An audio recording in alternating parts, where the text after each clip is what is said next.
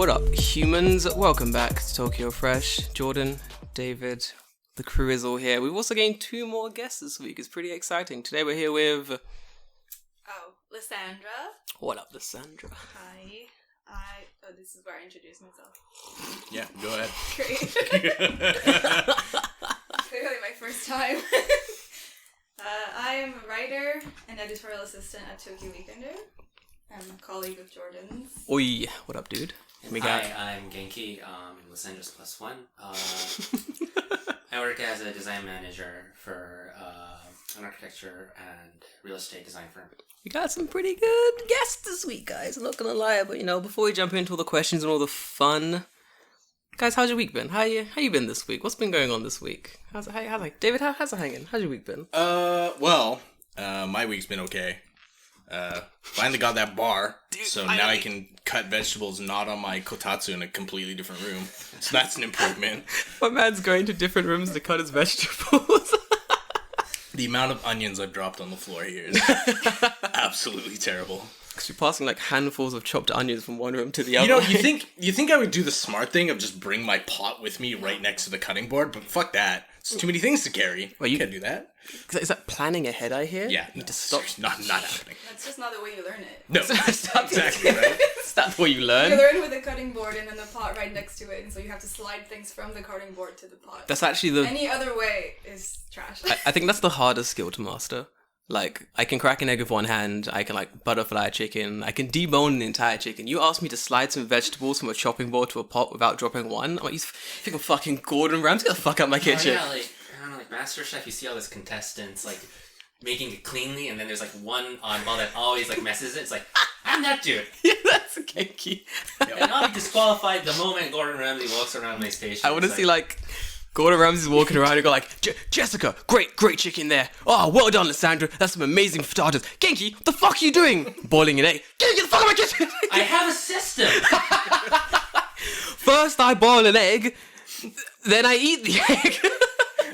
The rules of the show stipulate you have to eat the food, but Gordon Ramsay doesn't care. He's just like, get out. Get out. Get the fuck out of my kitchen. It's before I even, they record my backstory. It's like... We didn't even know who you are. Yeah, it's just the guy who just gets kicked out.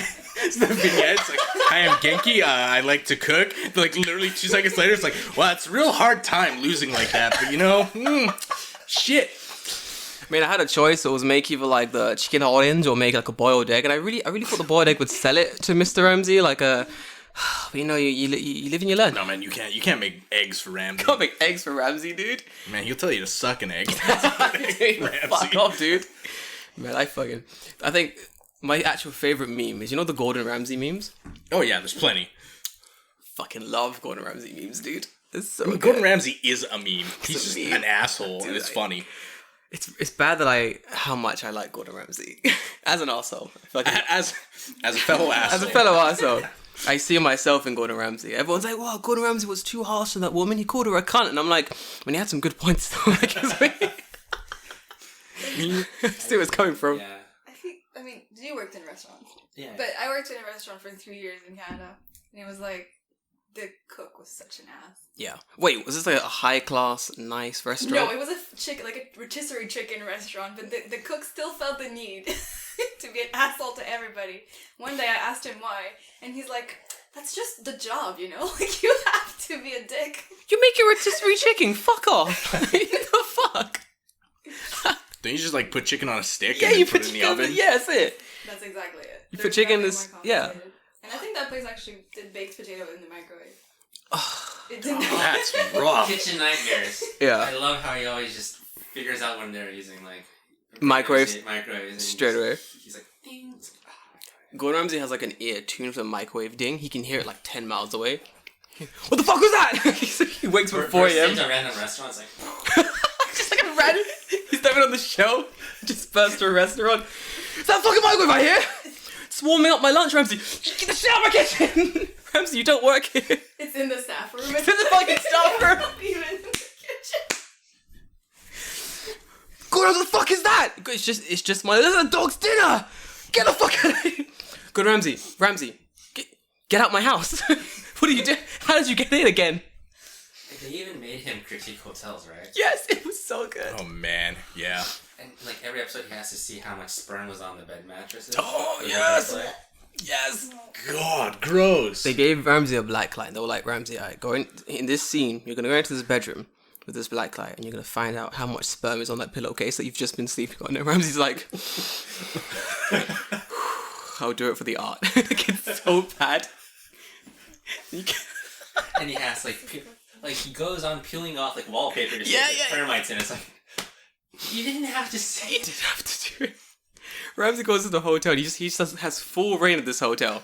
Here's a black light and just no fucks. And he's just like, I'm gonna peel the wallpaper off. I'm gonna start chipping away at the table and shit. Like, he's like the worst hotel guest. He's like, look at all these chips in the table. It's like, Ramsey, you're doing that. No, look at that. It's chipping off so easily. It's like, because you do. Ramsey, stop.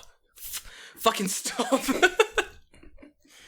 Man, I love Gordon Ramsay's great. I love Ramsey. It's so good. I used to watch him when I was like teaching. Did you ever watch the series where he went to like foreign countries for like a week and just like learned how to cook that country's food?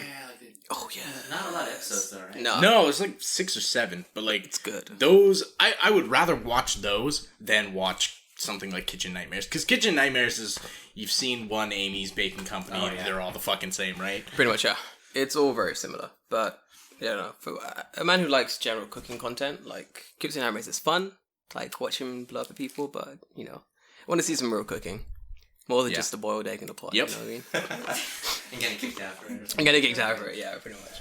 I don't know, like even like Hell's Kitchen, like the first episode gives you the most joy. Like they're, what do you call it? What dishes? They're like Oh, they're like signature dishes. signature dishes, right? And Oh, then dude, it's sick. like there's always one like white person doing the black dish and butchering it. It's like, this is my signature gumbo, and she's like the most Karenist Karen out there. Karenest of Karens. It's like this recipe's been passed down for generations and generations. And it's like, I want to be on that show. I want to get like a family tree of hers. But like, generations, you say. It's like, yeah. Generations upon generations, you say. Yeah. I've got your family tree here. That's the kind of judge I want to be. Let's see how far this Mother Karen, great-great-grandmother Karen, great-great-great-grandmother Karen. Slavery? Oh, you're off. Fucking nice try, bitch. They should have like Chris Hansen and Gordon Ramsay. Oh my god. It's like, your transcript says. Chris Hansen. Fucking Chris Hansen. It's just like pedophile cooking show or something. Oh my god. Well, we cook the pedophiles. Dude, I wanna watch that. It's fucking sick. Right, David, write that down for later on. Chris Hansen. Yeah, Pedophile cooking show? we're gonna steal this idea from Genki. Right? What are you gonna call it though? What?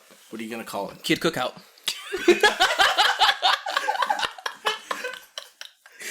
You didn't have a pilot ready for this show, did you, David? I'm sure Netflix will pick it up. Netflix will pick up fucking anything. Kid Cookout, you say? It's the kids cooking. Watch episode 1. See if you like it. There's only one episode because they get shut down. Straight away. No, so they travel city to city, and then they just hand out flyers that like underage kids are cooking out in support of. Yeah, it's like it's some single bullshit. man. It's like actually an undercover cop show Yeah, so where they're it's just getting pedophiles to come cook on the cop show. all the kids are actually just midgets. The kid like has like this fake little boy wig on, takes the wig off and like a policeman's hat. You're busted, mate. He's got a little gun. Pew, pew, pew, pew. It's like, you know, like Chris Hansen catches them while they're eating like a hot soup or something, and then they can't do anything. But it's like, I can't put this down. There's no this. The bowl's really hot. They're like, Yeah. The pole's really hot. Freeze! Put your hands in the air. But it's minestrone. What do I don't know what. Can I have a counter? It's really hot. the pasta will get soggy. The pasta will get soggy. Should have made gazpacho. Yeah. It's like, why don't you finish it up and like he just stares at you while you finish it. It's like. And that's the show. It's just him looking at him while he's eating the soup for I'll 20 do minutes. this every once in a while. So how's that soup? It's pretty good. It was made by kids, you pedophiles. Fuck. Watch into that one. Nice moves, Hansel. Let this game of mental chess continue. Just nurses like the soup Soup for like slowly. 30-40 minutes trying to figure a way to get out. Figure a way to escape. The more soup he drinks, the more incriminating it is. What do you think of those handmade pasta bits? Well, I mean, they're okay, I guess. That was the only part made by an adult. Fuck! Come on, Hanson! Playing the game on Ultra, I'm a beginner here. Come on, dude. This podcast is off the fucking 10 minutes in. 10 minutes Fuck's in, sake. off the rails.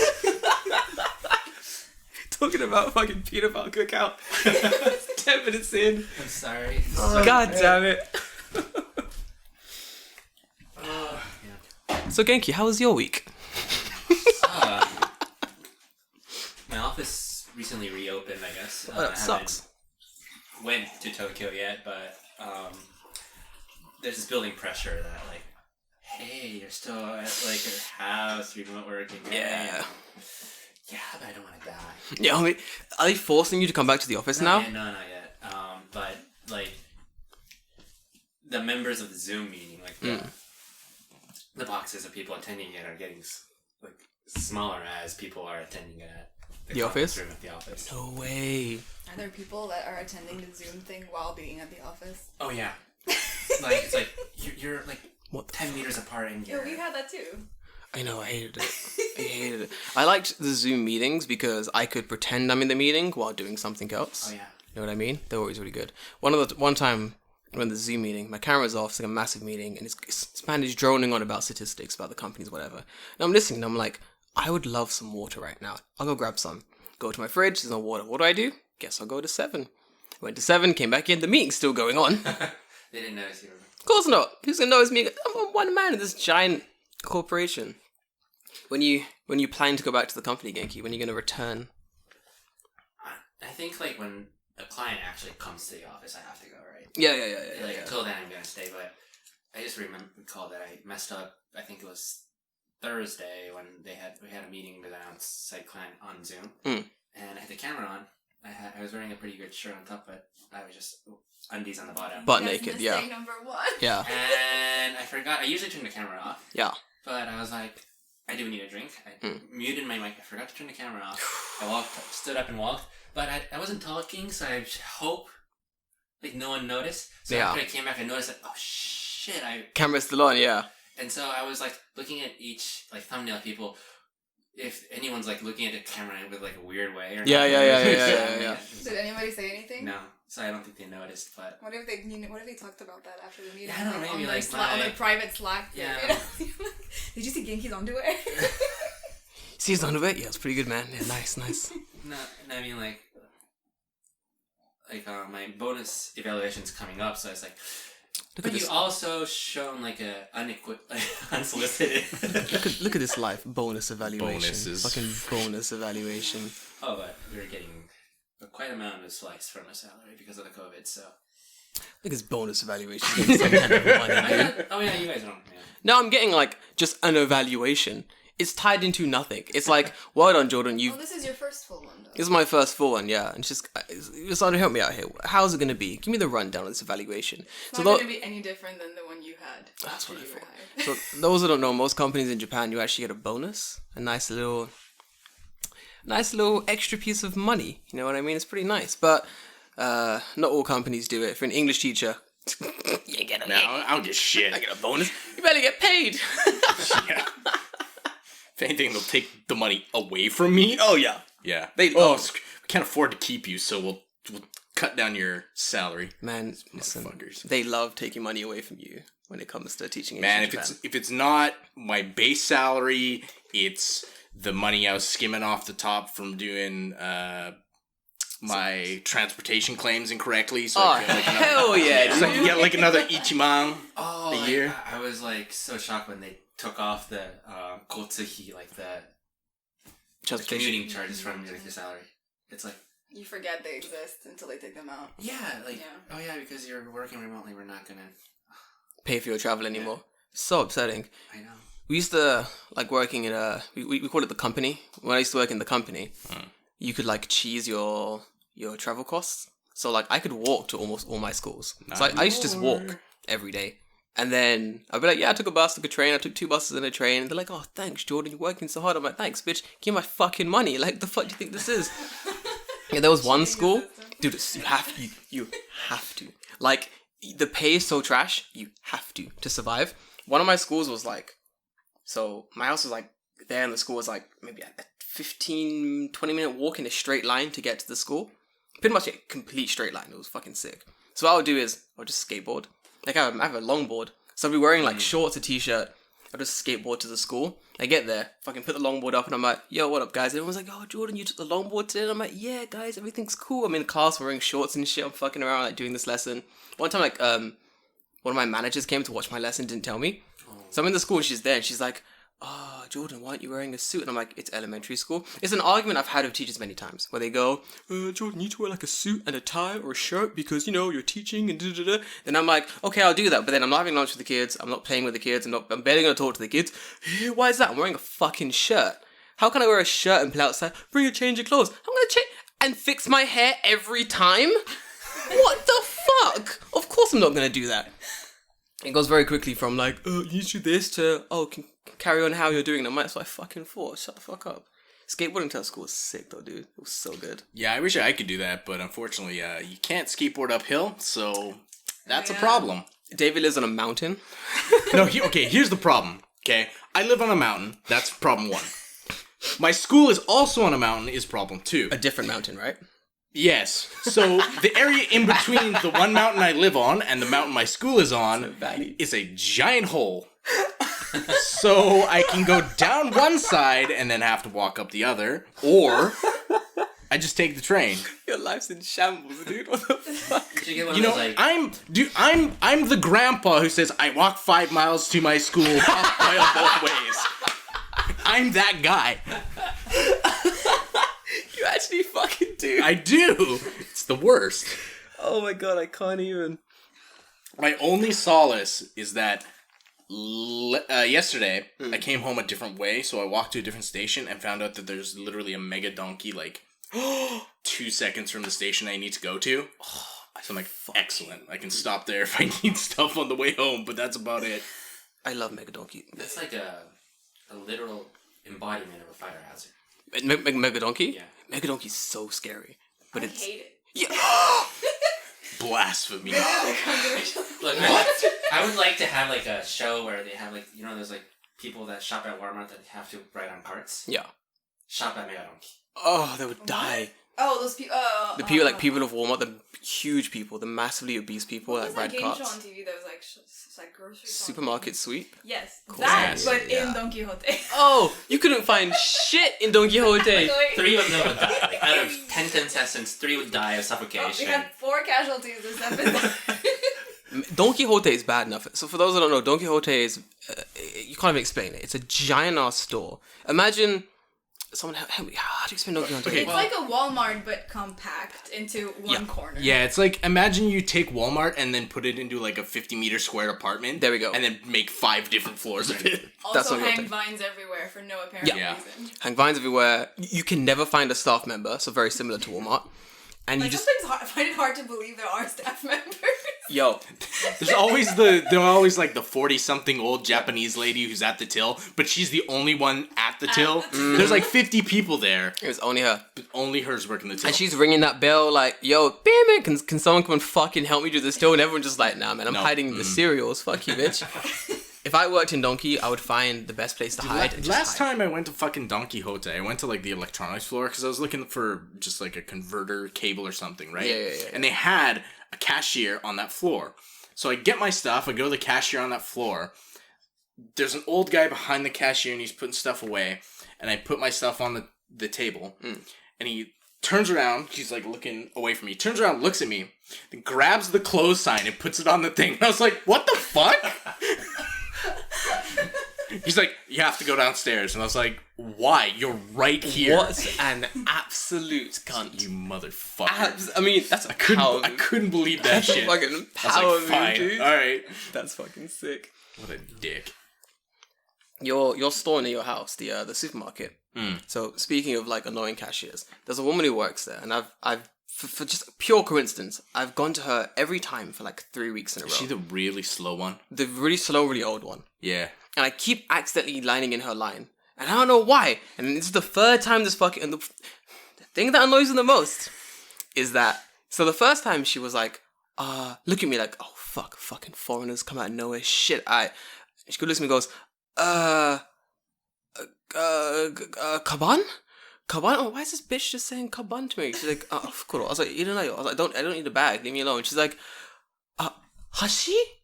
Like really slow motions, like doing like the finger. Scissors? There's a fucking scissors. She's making fucking scissors. She's like chops. It's like, bitch, those are scissors. Get out of here. Yeah, like Hashi's like Hashi this. is like This is scissors. but she's going like Hashi, and I'm like, bitch, them scissors. Goo, I win. Fuck off. So the first time she did it, I was like, alright, fair enough. This bitch is fucking old. Fair dues. Second week, same thing. This week, same thing. Like, bitch, it's been 3 weeks. You can't have forgotten me already. Like, come on. I mean, she sees a lot of people. I'm very How many unforgettable. black people in Afro? How many black people in Japan? 7? I mean, if 6 she and a thinks half? this is Hashi.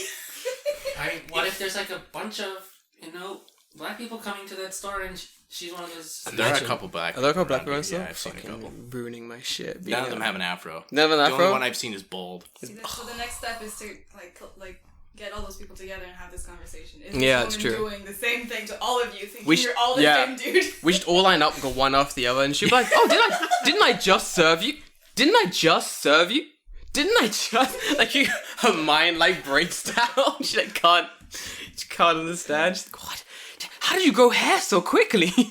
And then, I guess if all it doesn't work out, the dumb-proof solution is to just have a card that says, no bag, no chopsticks. Yes, spoon. I would have Yes, that even yes, though I can spoon. say it. I want that on a t-shirt. Like, no bag, no chopsticks, no spoon. Leave me alone. What if I have a tote bag that says that on it? God, fuck! I want a tote bag. I wanted a t-shirt that says America Ginger Arimasen. Like, I'm not American. I really wanted that t-shirt because the amount of times people go, are you American? I'm like, no, I'm from the UK, from the Empire. And they go, really? And I'm like, why have you said really just now? What's going on here? Do you think there aren't black people in the UK? Is that? I think I said to a Japanese guy once, and he freaked out. He was like, no. He's like, no. You have an afro, and I was like, you think black people in the UK can't grow afros? I'm just watching him slowly dig this hole, and I'm like, I bullied this random stranger enough. I can't let him go about his business. What's the most I have black friends kind of quote that Japanese people say to you? Is it oh, I like Kanye West, or is this? Oh my god, I've had that. Yeah. I've had a woman say to me, she said to me, I like black music. And I go, what's black music? And she's like, oh, rap and yeah. And I'm like, so you like... rap and the other music. Yeah. It's rap, black people music, just Negro things, Hashtag just Negro things. Look at this bitch, fuck this bitch, honestly. Fucking fuck this bitch. I think I was on a date years ago, and this is when my Japanese was kind of I don't really... I could kind of work out what's going on, but not really. And then this girl going she's like, oh, I like foreigners. And I was like, oh, cool.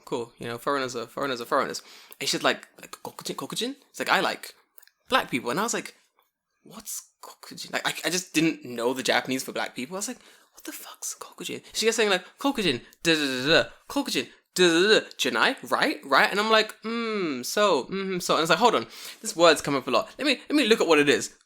It means black people. Hold on a fucking minute. Was she just saying racial slurs and I was agreeing with her? Fuck! To this day, I have no idea what she said. I think she's just generalizing the black culture. Probably, yeah. So, well, do you think all black people like rap? And I'm just like, yeah, probably, yeah, probably, yeah, makes sense. And then she's gonna quote you for the rest of her life. The rest of her fucking life. I was on a date with this black dude, and then he agreed with every single Everything I said. This is 7 years after that date. 7. She's married. She has fucking kids, and she's like, "Yo, Tanaka." It's like, "Yeah, Tanaka." That's that one time I dated that black guy. It's like, how'd you know he was black? An afro for one thing. That kind of makes, his skin was darker than mine. It's pretty much black. Did he like rap music? He said he did. So, yep. When I checked, Checks he just out. agreed. So. Yeah, I asked him. I was like, "Do you like rap?" And he was like, "Yeah, so yeah, it makes sense." And I was like, "Yeah, cool, ski." It's not like he had no idea what was going on whatsoever, and just kept saying the same things over and over again. No, fluent in Japanese. His Japanese was Jozu. That's how you get in trouble, man. Like, yeah, Joe, dude. Oh, yo, listen, I got in trouble. It's so funny because obviously I don't look anything. I just look white, even though I'm not. But hard. I get the second that a Japanese person learns that I speak another language in English, Yeah. they automatically assume I'm that nationality. Yeah, that's Japan. So like, I'm so sorry. So like, oh, you speak Spanish, therefore you must be from Spain. Yeah. I was like, no. I'm from Canada. And she's like, but why do you speak Spanish? Benkyo.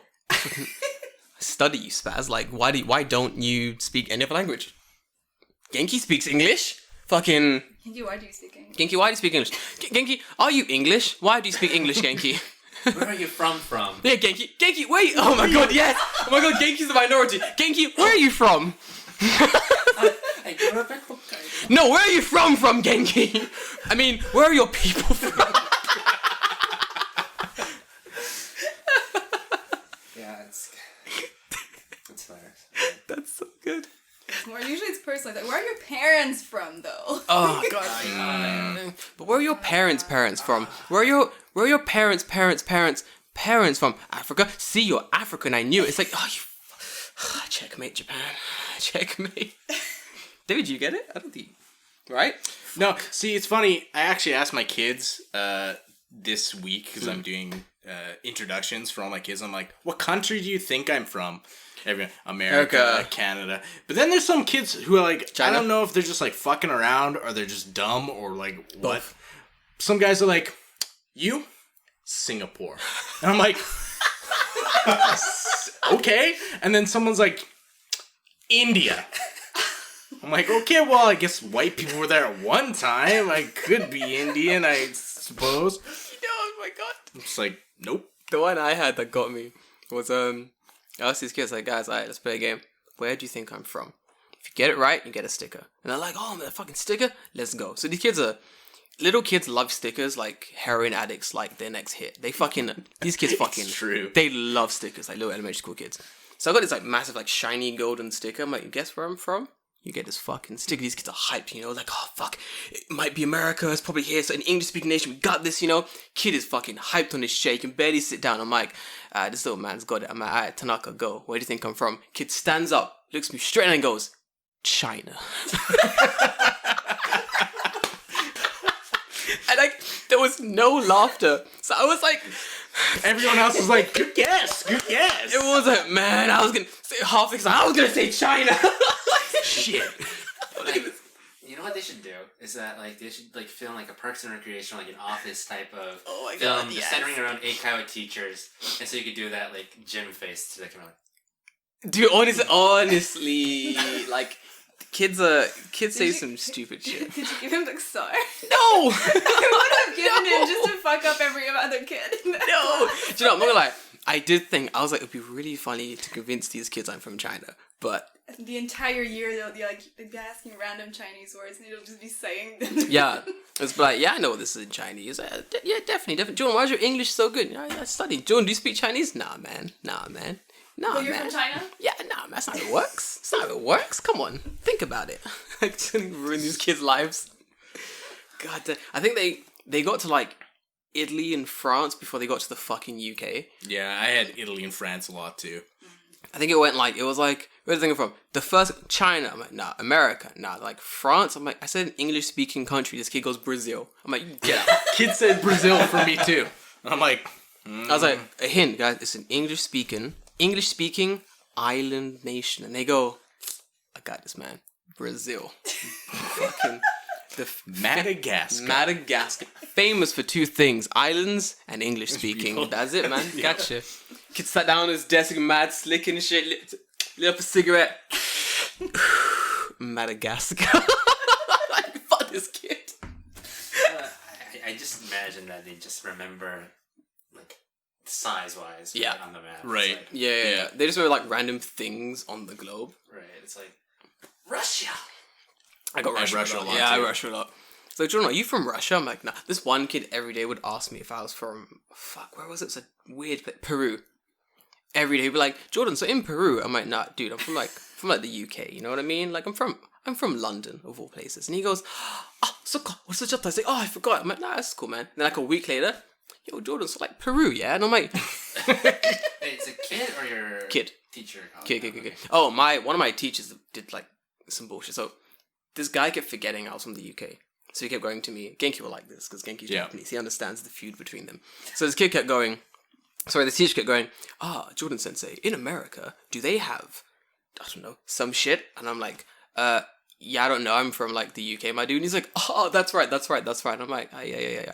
Like, 2 days later, Jordan, in America, do they have daikon radish? And I'm like, yeah, I wouldn't know, my man. I'm from the UK. We got it in the UK. Don't know about America. And he's like, oh, God, my mistake. This went on for fucking months. And then one day I was like, this man's either purposely being a dickhead or his memory's bad. So I'm gonna have to fuck with him for a bit. So one day he goes, Jordan Sensei, Japanese karaage. Do they like Japanese karaage in America? And I'm like, yeah, my dude, I'm from the UK, and yeah, we have it sometimes, but, you know, I'm not American. I'm from the UK. He's like, I forgot. Okay. I'm like, yo, Tanaka Sensei, in Korea, do they have rice as well in Korea, where you're from in Korea, where you were fucking born in Korea? And he's like, I am Japanese. And I'm like, oh, my bad.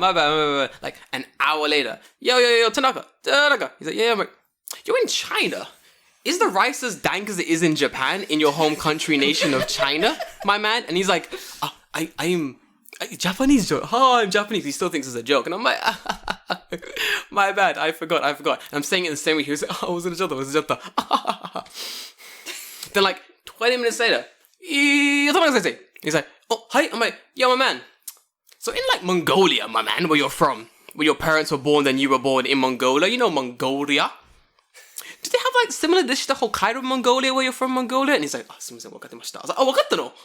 Mongolia no taimono. You understand the food in Mongolia? And he's like, すみません、忘れちゃった. I was like, okay then. And then he got it. From that day, he got it. He was like, this was in the staff room with all the teachers around. And I'm just very loudly going, hey, Tanaka Sensei, you know China, where you from, my dickhead, man? What's going on in China? They got rice there in China where you were born, you dickhead? And he's like, Gome. It happens a lot. That kind of shit happens a lot. Lisandra wouldn't know about this, because Lisandra came into the country without English teaching. Yeah. Oh.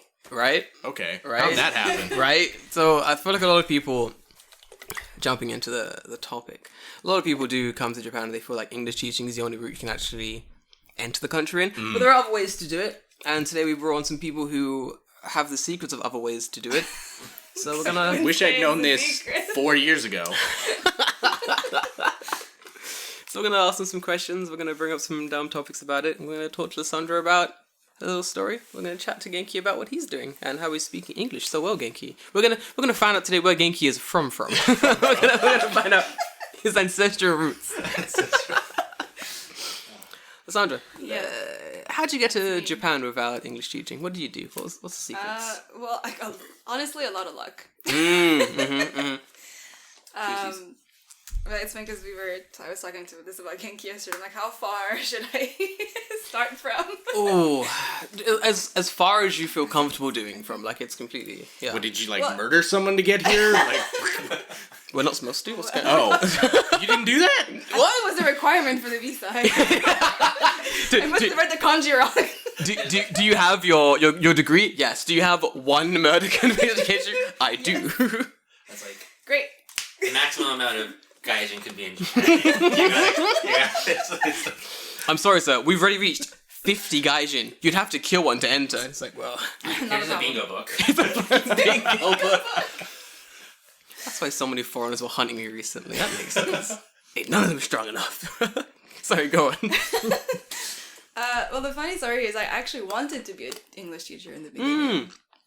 No way. That was my plan. When I started university and I started taking Japanese classes there, my goal was to apply for the JET program after I graduated. JET. Once I had my bachelor. Are you me? Well, because I think a lot of people, like you said, think JET program is the only way to get into Japan. Yeah. It's true. They do. So, and then a year in, I said, well, before I do this, like, magical thing called JET, I should probably go to Japan and see if I actually like living there. I might not. This girl's making the smart choice. This is what we did. I'm glad I brought her on. Continue. Because I met a lot of people that came to Japan for 2 months. They went to, like, Kanazawa for, like, a 2-month summer school. And they hated it. Kanazawa. Like, they changed programs, hated it. Wow. Like, I'm done with Japanese. I'm done with, like, Asian culture. Like, I'm moving on. Wow. Jesus Christ. That's Yeah. Fuck you, Nintendo. For giving me dreams. Fucking Persona. You never replied to my fan mail. Family.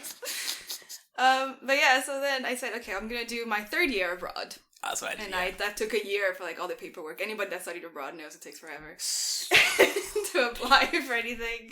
Fuck me, it takes so long, dude. Yeah. 3rd year of university, I got here, and I loved it. Yes. Like 2 days in, I was like, oh, this is the place I want to be. I don't want to be anywhere else. That was me. And that feeling never went away. Mm. And then Samesies? Mm-hmm. Yeah. yeah. Well, we got to say later. And then during that time I was here, I took a journalism class No way. Cool. with the teacher. I want to say worked for Reuters, Ooh. and he was a foreign correspondent for the LA Times. And so I wrote different like articles and stuff, much like we do at Tokyo Weekender. Yeah, it's pretty And sure. I really, really liked it. And at the time, I was like, okay, well, maybe there are English publications in Tokyo that I can work at when I'm done graduating. Mm-hmm. And that's how I found Tokyo Weekender. So basically, that entire last semester of school I did, I went back to Canada after studying abroad. I was applying to like all the big names. Companies in Tokyo. Yeah. And so I emailed our editor-in-chief, and I was like, well, do you have like a position or like an internship maybe? Ooh, Like mistake number 1. and then, dude. but I got it. Yeah. Of course. But I also had a really solid backup plan. I didn't ask for a visa. I was like, well, look, I'm willing to do an internship for free, like a month. Don't worry about the visa. I'm getting working holiday. Okay. So, like, I'm not losing anything going there. You're not losing anything. It's a win-win situation. And then I got really lucky because 2 or 3 weeks later, they're like, we want to hire you. And then here I am. Do you know what? It's pretty good. Honestly, that is... But I guess the secret is to have to have another talent. There we go. Yeah, I feel like... Speaking a language. I feel like it's not only luck per se. You planned your way in to come to Japan. A lot of messages we get, if you listen to like past podcasts and stuff, we got up with messaging like... we got up with messaging just like, I want to come to Japan. How? And I'm like, you want me to plan your entire fucking exodus to Japan? The fuck? And I'm like, have you done any research? Well, I know they have sushi there. I'm like, you fucking motherfucker. I'm like, that's...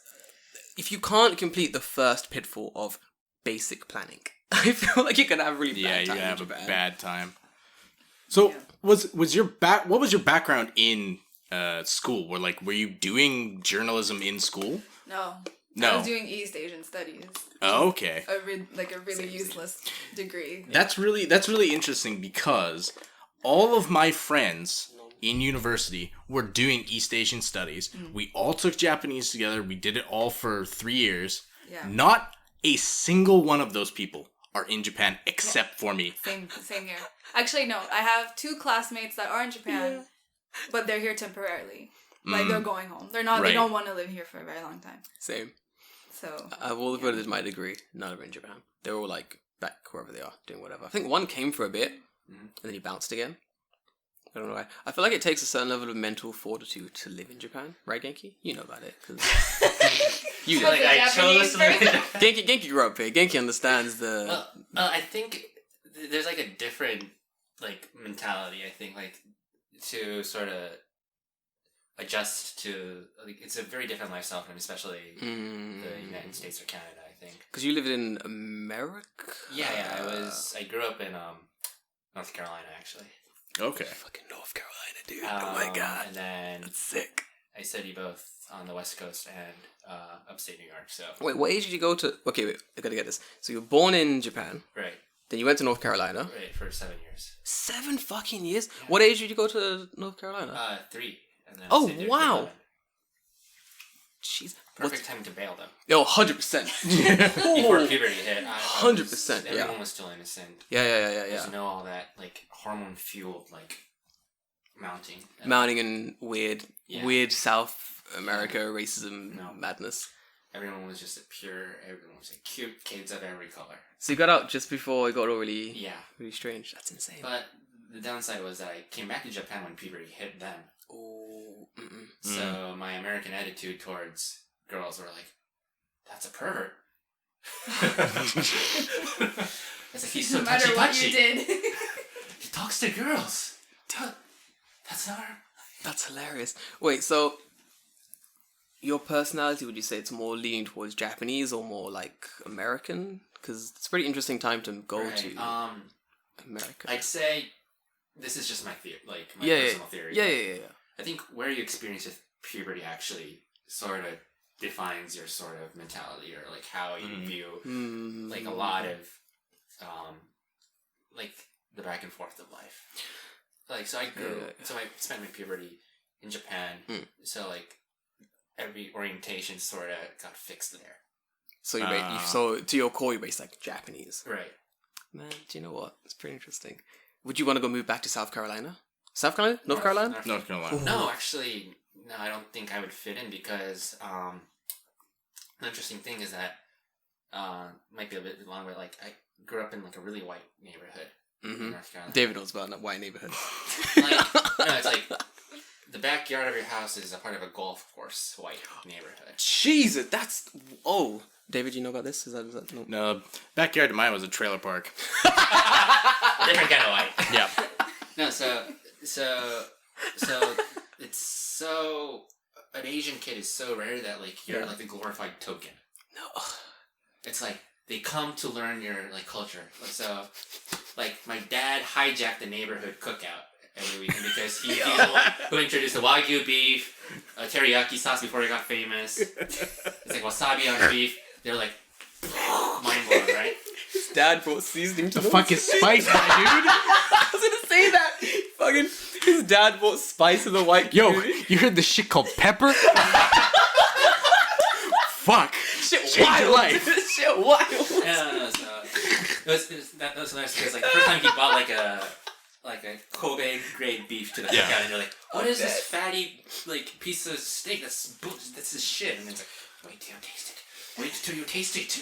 Oh my god. I But thought your dad was on a personal mission to convince these people. In my mind, Japanese food is good.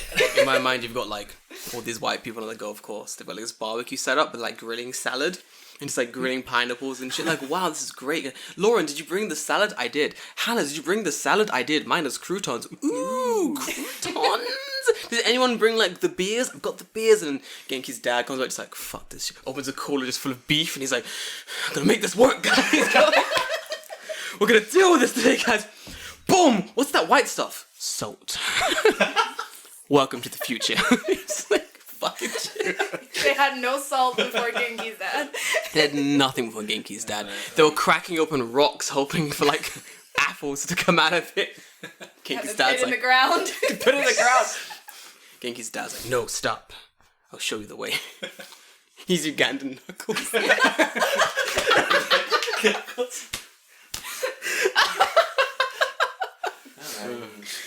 Dude, your dad rocks. What the fuck? it was hilarious.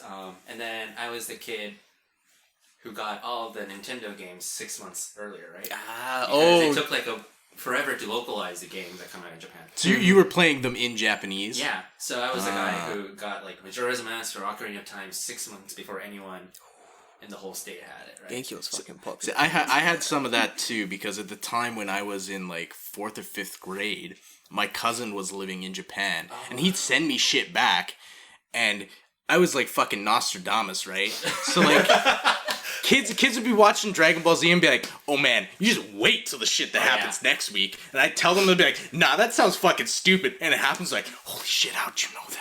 David, how did you know? How did you know that? Who do you know? Yeah. Dude, yeah. Like I specifically remember in like, I think it was 4th grade, Pokemon Gold had came out in Japan, and I was playing through the cartridge in Japanese. I couldn't read shit, but it didn't matter. It's Pokemon. It's not that hard. You catch some stuff and you fight some shit, yeah. But I'm like telling other people, I'm like, oh, there's this thing, and there's this thing, and there's this thing. They're like, what the fuck is this? Like, don't lie to me. This is like some Chinese knockoff crap. And I'm like, no. Some of the South. It's real. Sure enough, the next year it comes out, and they're like, how did you know? I only had that once with like, when I was spending time in America's like a season ahead in like anime and stuff. So Dragon Ball Z was all the rage and stuff. I remember watching like the entire Frieza saga or the Cell saga, one of them. came back to the UK, and I'm like, this shit's old. I've seen all this shit already. And I'm like talking to the boys. I'm like, hey, next episode, like Goku about to do this. And they're like, no, he ain't gonna do that. That don't make no sense. And he does it. And like, how did you know? I'm like, bitch, I seen it. I was in America eating these American snacks. I'm like, I've seen it, bitch. The fuck out of here with it. What are you eating there? Some UK shit? Peasant. The joke is we were all peasants. It was a fucking poor neighborhood, dude. Just anything you could do to get that much. Literally, when I get that much Crumb higher than my mother loves flexing. It's what she did. That's why I fucking love flexing. So we did this thing where currently helping my brother to flex is pretty fun. So we'd go to like America, and then we'd get this massive like $2 bag of like 60 snack things you can get, like the little individual candy things. So you get one of those. My mother be like, alright, this is for you. Pass it out to everyone in your class when you go back. And I'm like, everyone? She's like, everyone can have 2. And I'm like, oh, thanks, Mom. Back in this class, like, yo, everyone can take 2 of these candy. Everyone's like, wow, look at these colors and flavors. Never seen this shit before. And I'm like, yeah, it's from America. No stress, you know what I mean? Yeah, you can do, man. It's from America. It's cold. No worries. You flex really hard, you know. But now, you can get American stuff in the UK. Can't flex that anymore. So my little brother, the youngest one, gonna send him back some Japanese stuff. So we can flex on the kids in his class. Because you gotta flex. It's so important. So important. Like, so important. I'm gonna send him shit back. I'm like, oh, just take. Where's this from? Japan, no biggie. My brother lives there. But you sent him, like, really good local shit. Really good Not that, like, 7-Eleven. The my bowl. No. Here's some Pocky. Not some fucking umai bowl. Some good shit that, like, makes you can't read what the flavors are and shit. It's got like a picture of like a lizard, but then also like a soda can. What flavor is that? No one knows. No one knows what flavor this is. Fucking come on, just eat it. It's great. It's lizard soda. It's lizard soda. Are you stupid? Can't you read pictures, you dickhead? Come on, man. Eat the lizard soda and shut the fuck up. Why are they all shit like little people? Why the fuck are you asking me these questions? Put it in your body. Shut the fuck up. Dude, I love it. Genki, your upbringing is insane. Yeah, so I was in that bubble, right? Where like I was the glorified token Asian of the whole neighborhood. I'd come back inside that bubble, and then that bubble didn't burst until I went back for an exchange program in California. So I thought like being an Asian was like a very rare thing.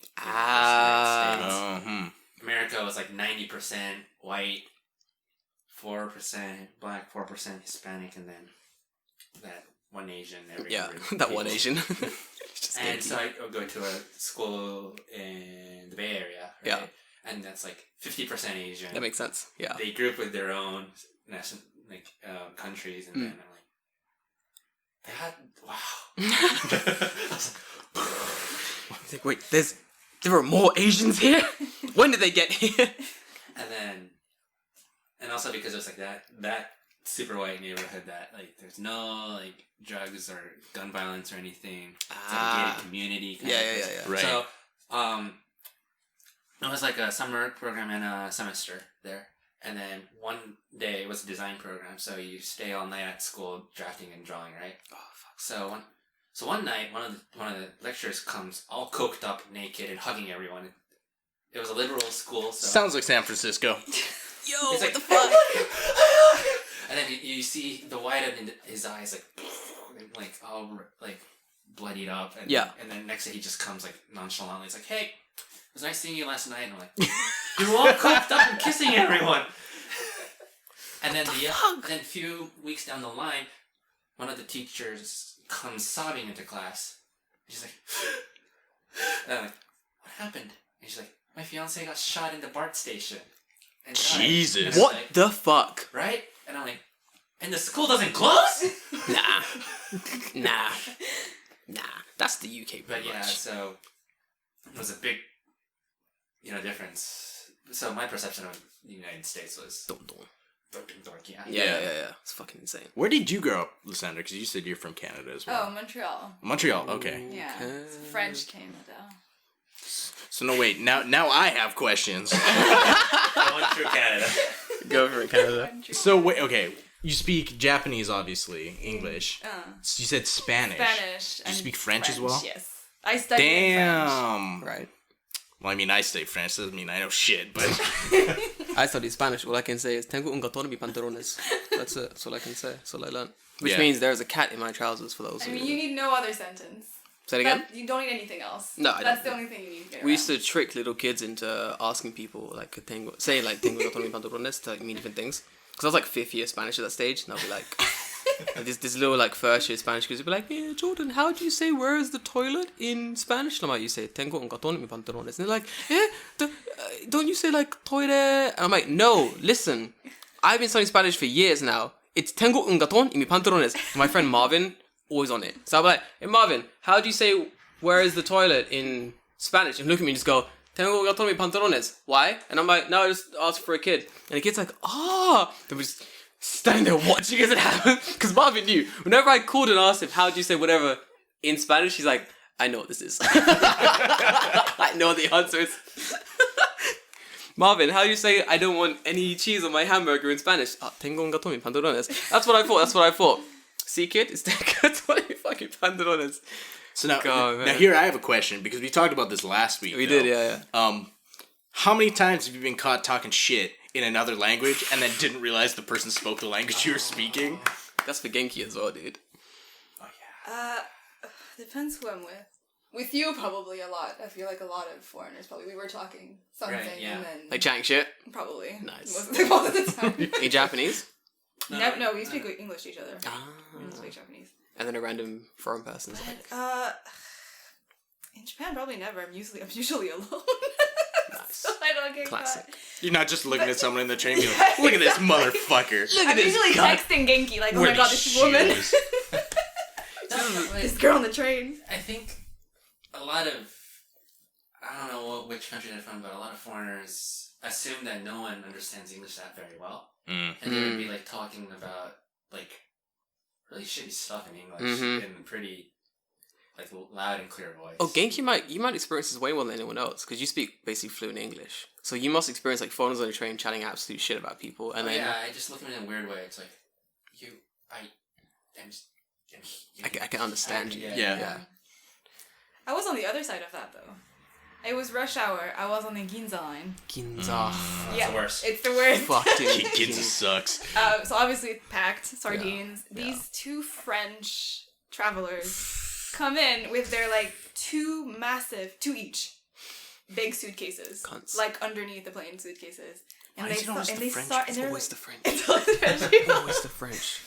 And If they- you're French and this is a podcast, it's always the French. Fight me. We can do. No, sorry. Continue. Wave a white And flag. so- This is how we fight. And then they basically start bitching about like, oh my god, these Japanese people are crazy. How can they keep coming into the train? Like, no, and then in French. And then I'm like, well, and I switched to French. And like, well, like you chose the worst possible time to take the train with your giant suitcases. Yeah, like you're literally commuting during rush hour. And they felt so embarrassed. Like, oh, yeah, I mean, maybe we should have researched more. And I'm like, yep. Yep. And they're like, do you live here? And I'm like, yeah, Yep. I work, whatever. And they're like, is this normal? Like this, like, and I'm like, yeah, it's pretty, like, Japan is known to have an extremely bad rush hour. I'm like, if you Google this online, you would find this very easily. The men that push you into the train, that's a real thing. Yeah, I've seen. It's not on every station, but I've seen that before. It's not every station. The KQ line is the most notorious. They, Oh my like, God, I hate they American football tackle you into. Yeah. That's why I stopped riding the KQ line. Yeah, same. That's why I switched to like 4 trains instead of 2. Smart play. I'm Like, KQ line is the worst. I feel like it's really fun to see like stories on Twitter and Instagram and stuff of people just coming to Japan, To do that. no research, and then realizing how busy the trains are in rush hour. Like, I remember someone going like, yesterday the trains were like so empty, but today they're insanely full. What's going on in Japan? And I'm like, well, yesterday you're riding the train at like midday, and today you're riding at like 7 a.m. Oh, it's also in Tokyo. The rush hour lasts like 3 hours, Yeah. depending on what line you're taking. Yeah, and then even then, the rush hour like flows. Like the later it is, the more it is into the city. Yeah. So it starts really early, like in middle of nowhere Countryside, Yokohama, yeah. and then it just gets worse and worse and worse. People don't understand that because Tokyo is so big, and they come from like relatively smaller If you're cities. If you're in the unless you're a New Yorker, then maybe you know. If you're in the You know Odaku line, better. you get it. Like the Odaku line is the same thing. Like it goes all the way back to like fucking Odaku goes like Odawara, yeah. Odaku's bad. I don't know. If you're living in Odawara and you're going to Tokyo for a job, maybe you should fucked up. consider moving. You fucked up. Unless your house is Nice. Like, literally living in that fucking Odawara castle. Yeah, I was gonna say, unless you're living in the castle. Because We know what's his name? Robert. He lives in Chigasaki. he does. He does. He does. What? He would come to Shinjuku like. To be fair. But they have that like It's green a direct car, train, right? yeah. There but we it go. doesn't matter. Oh, yeah, that's the green true. car seats. To be fair, Chigasaki is fucking nice though. We used to drink there all the time. It's beautiful. The policemen in Chigasaki, there's a police guy in Chigasaki, and he rides up and down the beach, and he's just like, don't do crime, no doing cocaine. It's me, my friend Rusei, my boy Finn, and Jay, who's been on the cast before. We're sitting in like a little like a little ledge overlooking the beach. We're sitting there. We've got a ton of snacks, a stupid amount of beer. Those tiny beers, like 100 yen tiny beers you can get? Like this big, they're tiny, like 100 yen. They're fucking hilariously adorable. We just kept screaming, tiny beer! Like cheersing tiny beers, and like one gulping these things, like eating snacks and shit. Police guy rolls up on his bike. He's like, ching ching. He's like, hey, what the fuck you guys doing here? And he's like, oh, all these fucking foreigners and this one Japanese guy. What the fuck's going on here? And we're like, we're drinking, we're teachers. And he looks at me and goes, Nihongo jouzu. And that was it. I was like, your Japanese is so great. I'm like, yeah. And he's like, you guys just here drinking? We're like, yep. He's like, do you live in Chigasaki? We're like, nope. He's like, alright, cool. Don't litter, but we won't. Bye. And just rides away. Do you think it would have been different if you actually lived in Chigasaki? Nah. Than he would have done anything? Nah. Japanese people don't do shit. Unless I'm... I used to drink a lot, like in Nice. Same. parks in Shibuya. Yeah. Just Oh, because, that's expected though. Yeah, At that no, point, like I was surprised that other countries don't allow you to just drink at parks. Nah. I thought that was like a normal. No, you can't Like do that. talking about the train stuff. I work with Odaki people a lot actually, Oh, ducks. Yeah. and like sometimes they'll bring their like corporate like, oh, this is our like portfolio. This is like how much we do, and then they did like a huge construction near Shimokitazawa, and like they made like the lines vertically. Oh, Oh, yeah. yeah. I hate that. Yeah. Okay. But basically, they're like, we spent like $100 billions and made like the crowd 8% less, and they're like so proud of it. I'm like, just 8%. Just 8%? You spent how much? It still sucks. It Yeah. sucks. 8% of 200% bad is still It's still... And they're like 192% so proud. bad. It's hilarious. It's cute. It's like, This is why I can't be in these meetings with Japanese people. Because I'll just be like, yeah, it sucks. So, dude, you've done nothing. Do you know what you should have done? More things that are better. Not this. More trains, maybe? Less trains, maybe. Put up barriers. Stop people killing themselves on the working? fucking Odaki. Remote working. Yeah, just don't ride the train. Don't ride the fucking train, maybe. 8% less. $100 billion fucking dollars. Come on, guys. Well, it was they split up the Odaku line and the what's the line that passes for it? The Inogashira line. Inokashira, yeah. Inokashira. So you can just like zoom through those two platforms like so easily. Just zoom, zoom, no beeping, no need to like just boom, I'm done. Now you gotta beep out, you gotta beep in again. It's like fucking crowds at the ticket gate show, like wasting time. Got foreigners like looking at their tickets. I saw a foreigner with a ticket in his hand and he's trying to beep it against the IC pad. And I stopped and looked at his man. I was like, "What are you doing?" And he's like, "Oh, it won't connect." And I'm like, "That's a paper ticket that you just bought at the machine. Why would you think there's an electronic chip in this paper ticket?" Because Japan is a techno utopia, my friend. They use fax machines. Those motherfuckers. Pretty much. Yeah, you ever heard of a fax machine? Japan's so advanced. Fax machines, so fast, so powerful. Fucking fax machines, dude. That's like, like. so I experienced the whole like traffic or the commuting thing the other way around. So I was used to like the punctuality and the crowdedness of the Tokyo trains. Yeah. And then I did my semester in the Bay Area, so using the BART, right? Yeah. And then like I was studying at school outside of San Francisco, and then I had to like meet up with a group, like a field day or something in San Francisco. And so it's like the teacher's like, take the BART, it's one line, it's easy. And then I go to the station, look at it, it's like, this train is coming. No time, there's no indication of what time it's coming. That's the UK. It's just coming. It's just coming. It's just coming. And then, like, I asked, like, the station like employee, it's like, what time is it coming? It's like, oh, it's scheduled at blah, blah, blah. And then, like, I wait 30 minutes past the thing. And then there's no announcement that it's late. There's no announcement that they're even, like, sorry or anything. They ain't sorry. And then it comes, and it's like, oh yeah, it was scheduled as a B line, but because of this, we're switching to F line. It's like, that doesn't even go to San Francisco. They just nonchalantly say it at this platform. I'm like, so when's the next one coming? It's like, we don't know. It comes. it comes. This is how trains are run. And then, like, Bangkok. I did my research when I went to that school, right? It's like, BART is the second most reliable train in the United States. I'm like, Yeah, it second is. God reliable in the damn. United States. Yeah. That can't be that bad. The day I fly into San Francisco Airport, they're on strike. They're like, we are the second best in the whole of the US. Give us more money. And it's like, well, the trains are running on time? The fuck? We said we're the second best. Calm the fuck down. And then, like, it was the last day of the strike, so it started moving. And then the first thing I see when I get on the BART was that this homeless person with, like, a diaper asking for money so that he would throw away the diaper. Like, What? that Have is, you like, never been to San Francisco? No. San Francisco Normal? San Francisco what? is like what I imagine What the fuck? a cyberpunk dystopia would be, but it happened today.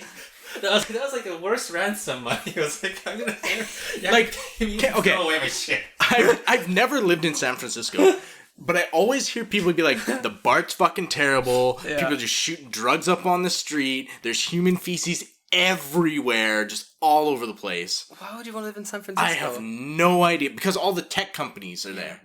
Is that what it... Yeah, I was Literally, gonna that's say, why. I thought San Francisco was like this.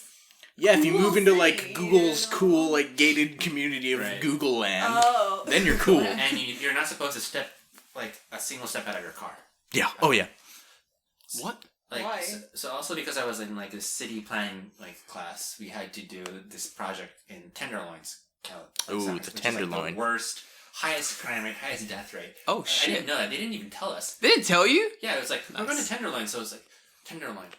Okay, sounds cool. Hey, it's got the word tender in it. Must be grand. Let's Yeah. go, guys. It sounds No, safe. it's called the Tenderloin because that's what you'll become if you leave your car. And then it was in front of the city hall and all the municipal stuff, right? So Yeah. my Japanese brain was like, it's in front of the municipal stuff. It must not be crime like.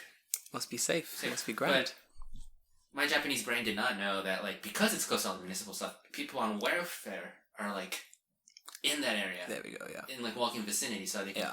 get the money, shoot up cocaine, No way. and then wake up and get the. The money again? The money again. It's pretty efficient, not gonna... Okay, Yeah. fair enough. So I didn't know that. Can't knock it. Can't knock it.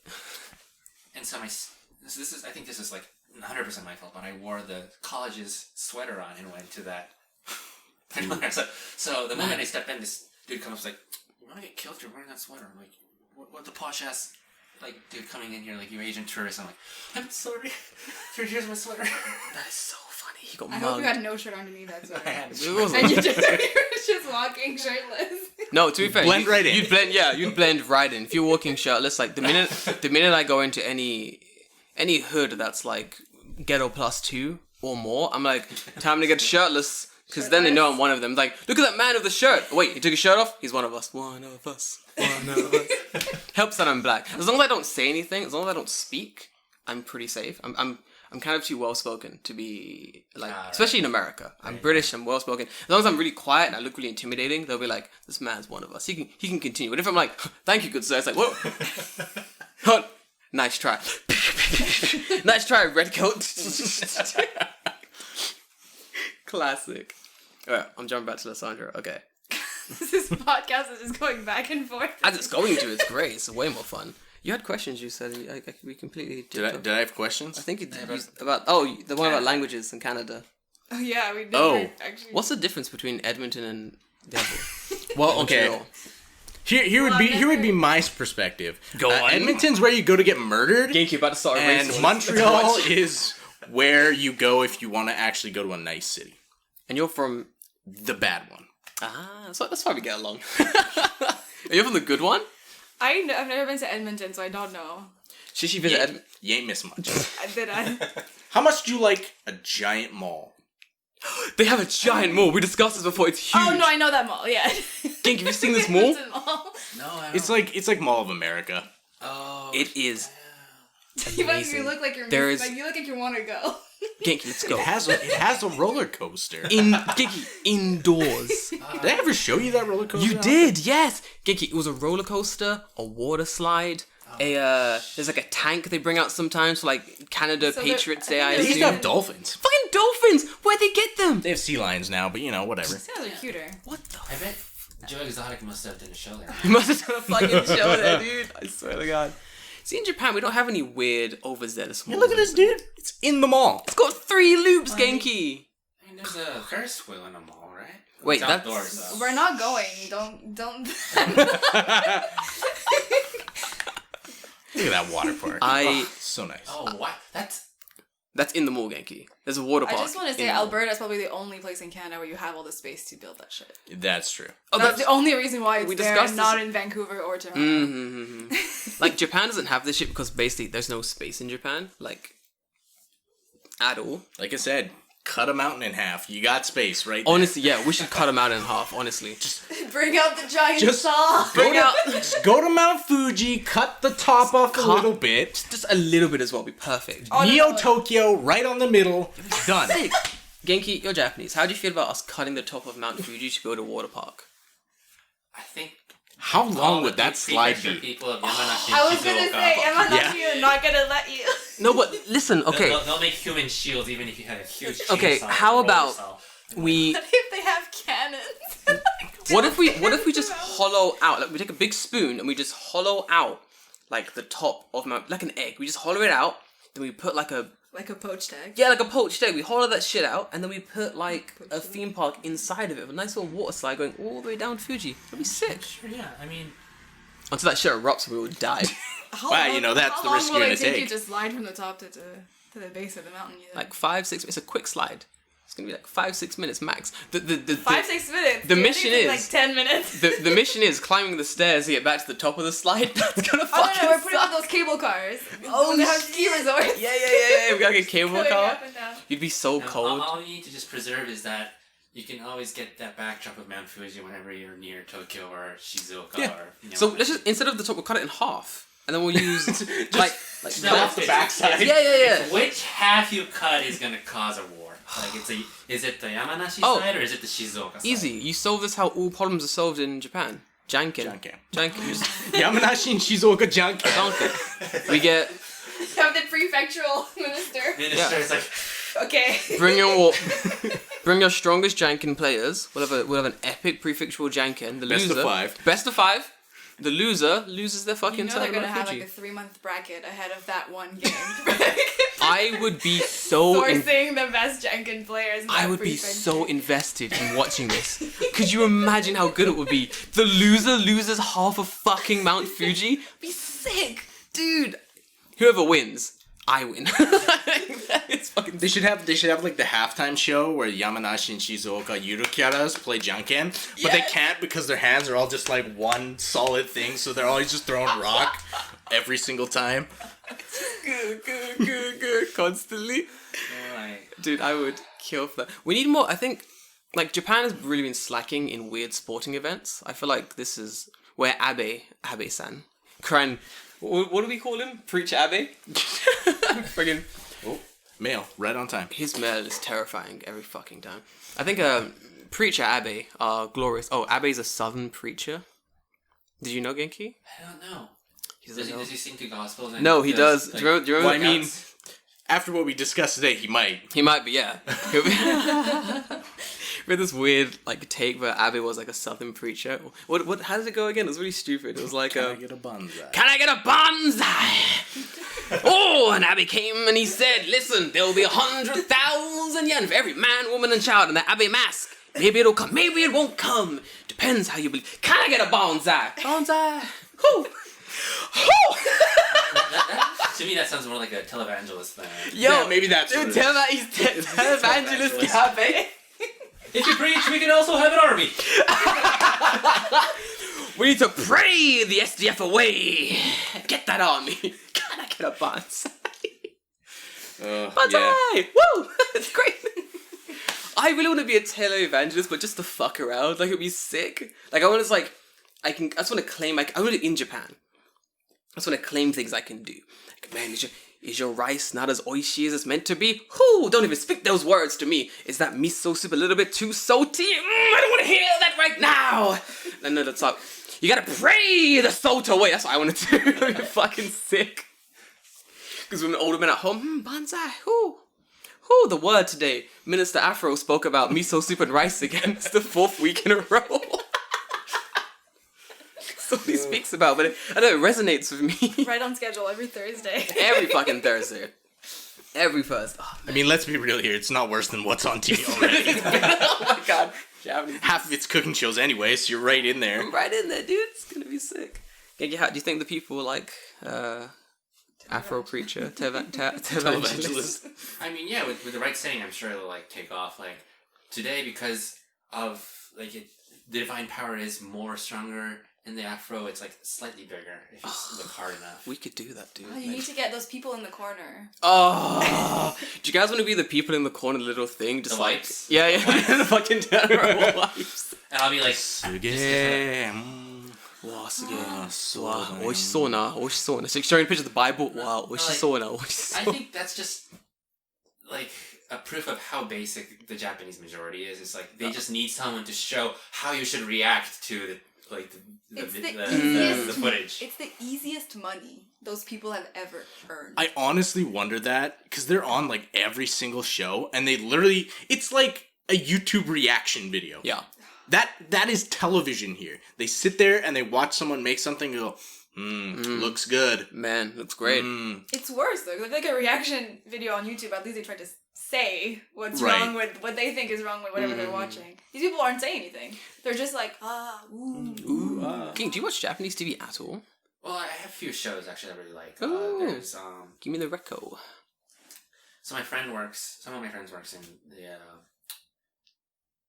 the television, but COB on Downtown, so it's Wednesday Downtown is one of my favorite. Okay. Wait, I think I've heard this. So this one, Oh, I showed you the train station one. That's the one. Yeah. That's a really good show, actually. they just come up, they just ask people to come up, or even like the comedians to come up with the most stupidest hypothesis that they could come up with. So basically, like standing, like one of my favorite ones is like, this is the most scariest prank ever, kind of. They have a series called "This is the most scariest prank ever." Mm-hmm. So one of it's like someone, a random stranger standing in your room when you open it is the scariest shit at prank ever. And and they and then they just do it on comedians. That's awful.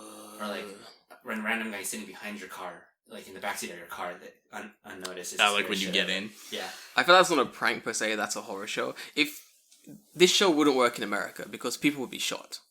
Oh yeah. Oh, there'd be a fist fight every episode. Yo, Yeah.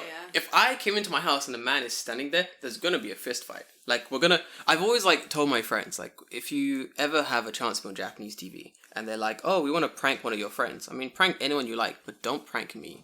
Because if I'm in a situation where a man has got a knife and he's running towards me like, oh, I'm gonna kill you, this is a fun Japanese TV show prank, I'm not gonna be the one to like run away and be like, oh, I'm so scared. I'm gonna be like, oh, I'm so scared, I'm running away. I have fucking black belt, I'm gonna kill him. And that's gonna be it. It's gonna be like... But how many of those shows, like, I honestly have to assume that in 99% of those shows where it's like, oh, we're gonna do the spooky prank thing, right? Yeah.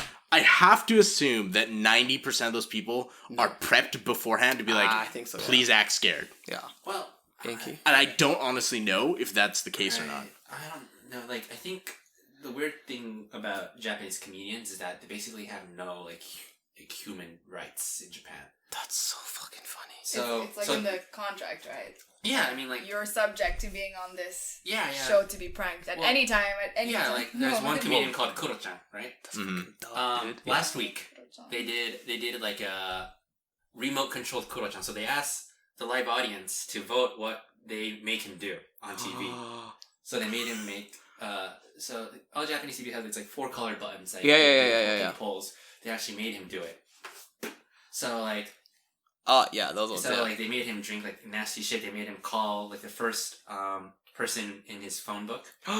They made him try to confess to one person. Like it's crazy, but like they don't. So basically, for some reason, like all comedians usually they give another spare key to their management company, so the talent agency. So the TV program can just get in his house, prop up all the hidden cameras. That is horrible. Man, that's fucked up. That is fucked. Who wants this job? That sounds like being constantly anxious. Yeah. But I Like mean- constantly on the lookout Yeah. for the next prank. I would start like not being able to trust anything. Like I'd have some, a Yeah, second you'd have to go house. paranoid, right? yeah. Oh, I'd have a second. I'd have a house. second house. So fucking, yeah. But they're paid vigorously. How much? Oh, are they paid well? They're very, very well. I mean, how much would I have to get paid for me to do this fucking insane job? It has to be a lot. Like, comfortable money. You know what I mean? I don't know. It's like, it's just so ingrained in, like, because, like, Takeshi's Castle is, like, what, I 40 love that years show. old show, but, like, that is, Yeah. like, broken bones and everything, right? No way, was it? Was it that bad? Oh, dude, yeah. Like, Lol. some of those people, the falls they take in Yeah, dude. Takeshi's Castle, Yeah. God, they had to have immediately been in the hospital after that. Yeah. But that was, like, the classic. That's, like, the Monty Python of, like, Japanese comedy. It is. It's good. So, like, It is. if it's, like, the classic comedy, then, like, if you want to be in that field, then you sort of sign up for that. Like, some comedians are like, I'm not down for that shit. So they talk with their managers, and the managers don't sign off them at all. But some people are like, okay, I'm like public property, so you can, like, they kidnap Kuro-chan and, like, they send him off. There's one, like, episode where it's like a message pigeon or a human being who can go back to their house the quickest. And so they both kidnap Kuro-chan, and then they also bring a messenger, a pigeon. They drop them off in the middle of nowhere, Tohoku, and then they calculate which gets faster without no context. So basically, Kuro-chan's, like, left there without no context. Like, I thought I came for your job. I'm so shocked. That is horror. And they just... And of course the messenger pigeon. Of course the fucking messenger pigeon won! He knows where he's going! And he can fly. And he flies! At least give him a bike, or give Kuro-chan a bike. Give him, like, some kind of, like, handicap. Fuck me. No, and so he has to, like, do, like, on-the-road shows to get money to buy the train tickets. They took his money, too? Yeah. Oh, dude, that's fucked up. Because, like, their logic was, like, because the pigeon does not have the phone or money, so you shouldn't either. You should either. Japanese TV is fucked. It's shocking. Stand I mean, by actually, this. I like that. That's one of the few shows that I like. I think I'd watch this show for the bands. But I can't imagine some of the hypothesis that they test are like 5 days long. Like, these people have to clear their schedule. Like, the manager has, like, to make sure that there's nothing. They find, like, really unpopular comedians that have no gigs at all. Oh, so the one that actually won a prize last year. No gigs, but, like, personal shit, baby. No, they won. They won a prize last year because they basically kidnapped a duo comedian, A Manzai group. and they had them guess what the new, like, they had to guess Reiwa so they were The new era name. Oh. until they were able to get out. How long did it take them? 6 days or something. 6 days. 6 days? So they had to be trapped in that room, no TV, no, like, means to ever see the news. And they had or to anything. guess what the And they new had to year was guess. going to be called. Yeah. And it took them 6 days. So they trapped them in the last day of March. And Oh because my it was going to God. be addressed in April 1st, right? Yeah. So That is so funny. That is and it won horrible. It won an award because it was like because they would give off hints if they were close or not. Yeah. And so, like, it was like basic human, like, deduction skills in, like, that Fucking- moment. That is pretty interesting. What an interesting little character. Wouldn't they study. get something if they got kind of close? Yeah, it was And like then a they lamp. could, it and then they shines. could, and then they could, like, choose, like, do you want food or do you want cigarettes? Oh, no, They chose cigarettes. Is that a They different would one? have, like, every day they would have, like, a challenge, which they had, it had to be Oh. kanji related. It wasn't with the Reiwa or Heisei or not, the era name. But, like, the better they score on the challenge, the more points they get, and they were able to redeem the points with, like, food, beverages, like, other applicants. And then they had, like, and usually they would have, like, if you got, like, 1,000 points, you would be able to exchange for a really good hint, or, like, a clue of what The thing is going to the be. thing It's gonna be. But they're like, okay, so if I wait this out and score the same, I would get a huge clue that would, like, basically tell the answers. Or I can buy a carton of cigarettes. And the guy's like, and then the camera cuts the two of them smoking. He's smoking outside? Fuck yeah! Dude, I love that. It's so good. Maybe Japanese TV isn't that. Yeah, like, It's like too the trash. Smoking, This there's, one like, show. They were testing a hypothesis that, like, Yeah. heavy smokers will do anything to find, like, a smoking okay zone. Yeah. So they would, like, take him to, like a location where they said they were going to shoot something, and then the guy on his left is like, hey, can I get a smoking break? It's like, yeah, sure, the smoking area is right around the corner. Yeah. And then they have to follow a maze or, like, do a Ninja Warrior stuff to get the smoky area. Are you fucking... I would watch the shit out of that show. That is so funny. It is a very hilarious show. I feel like Very, that's very that's funny. me and good coffee. But here's the problem, though, right? Like, that show is only on, like, once a week, right? Yeah. It's There we not on every day. No. There we go. And they get banned a lot. I wonder why. That's how you know it's good. As you, yeah, honestly.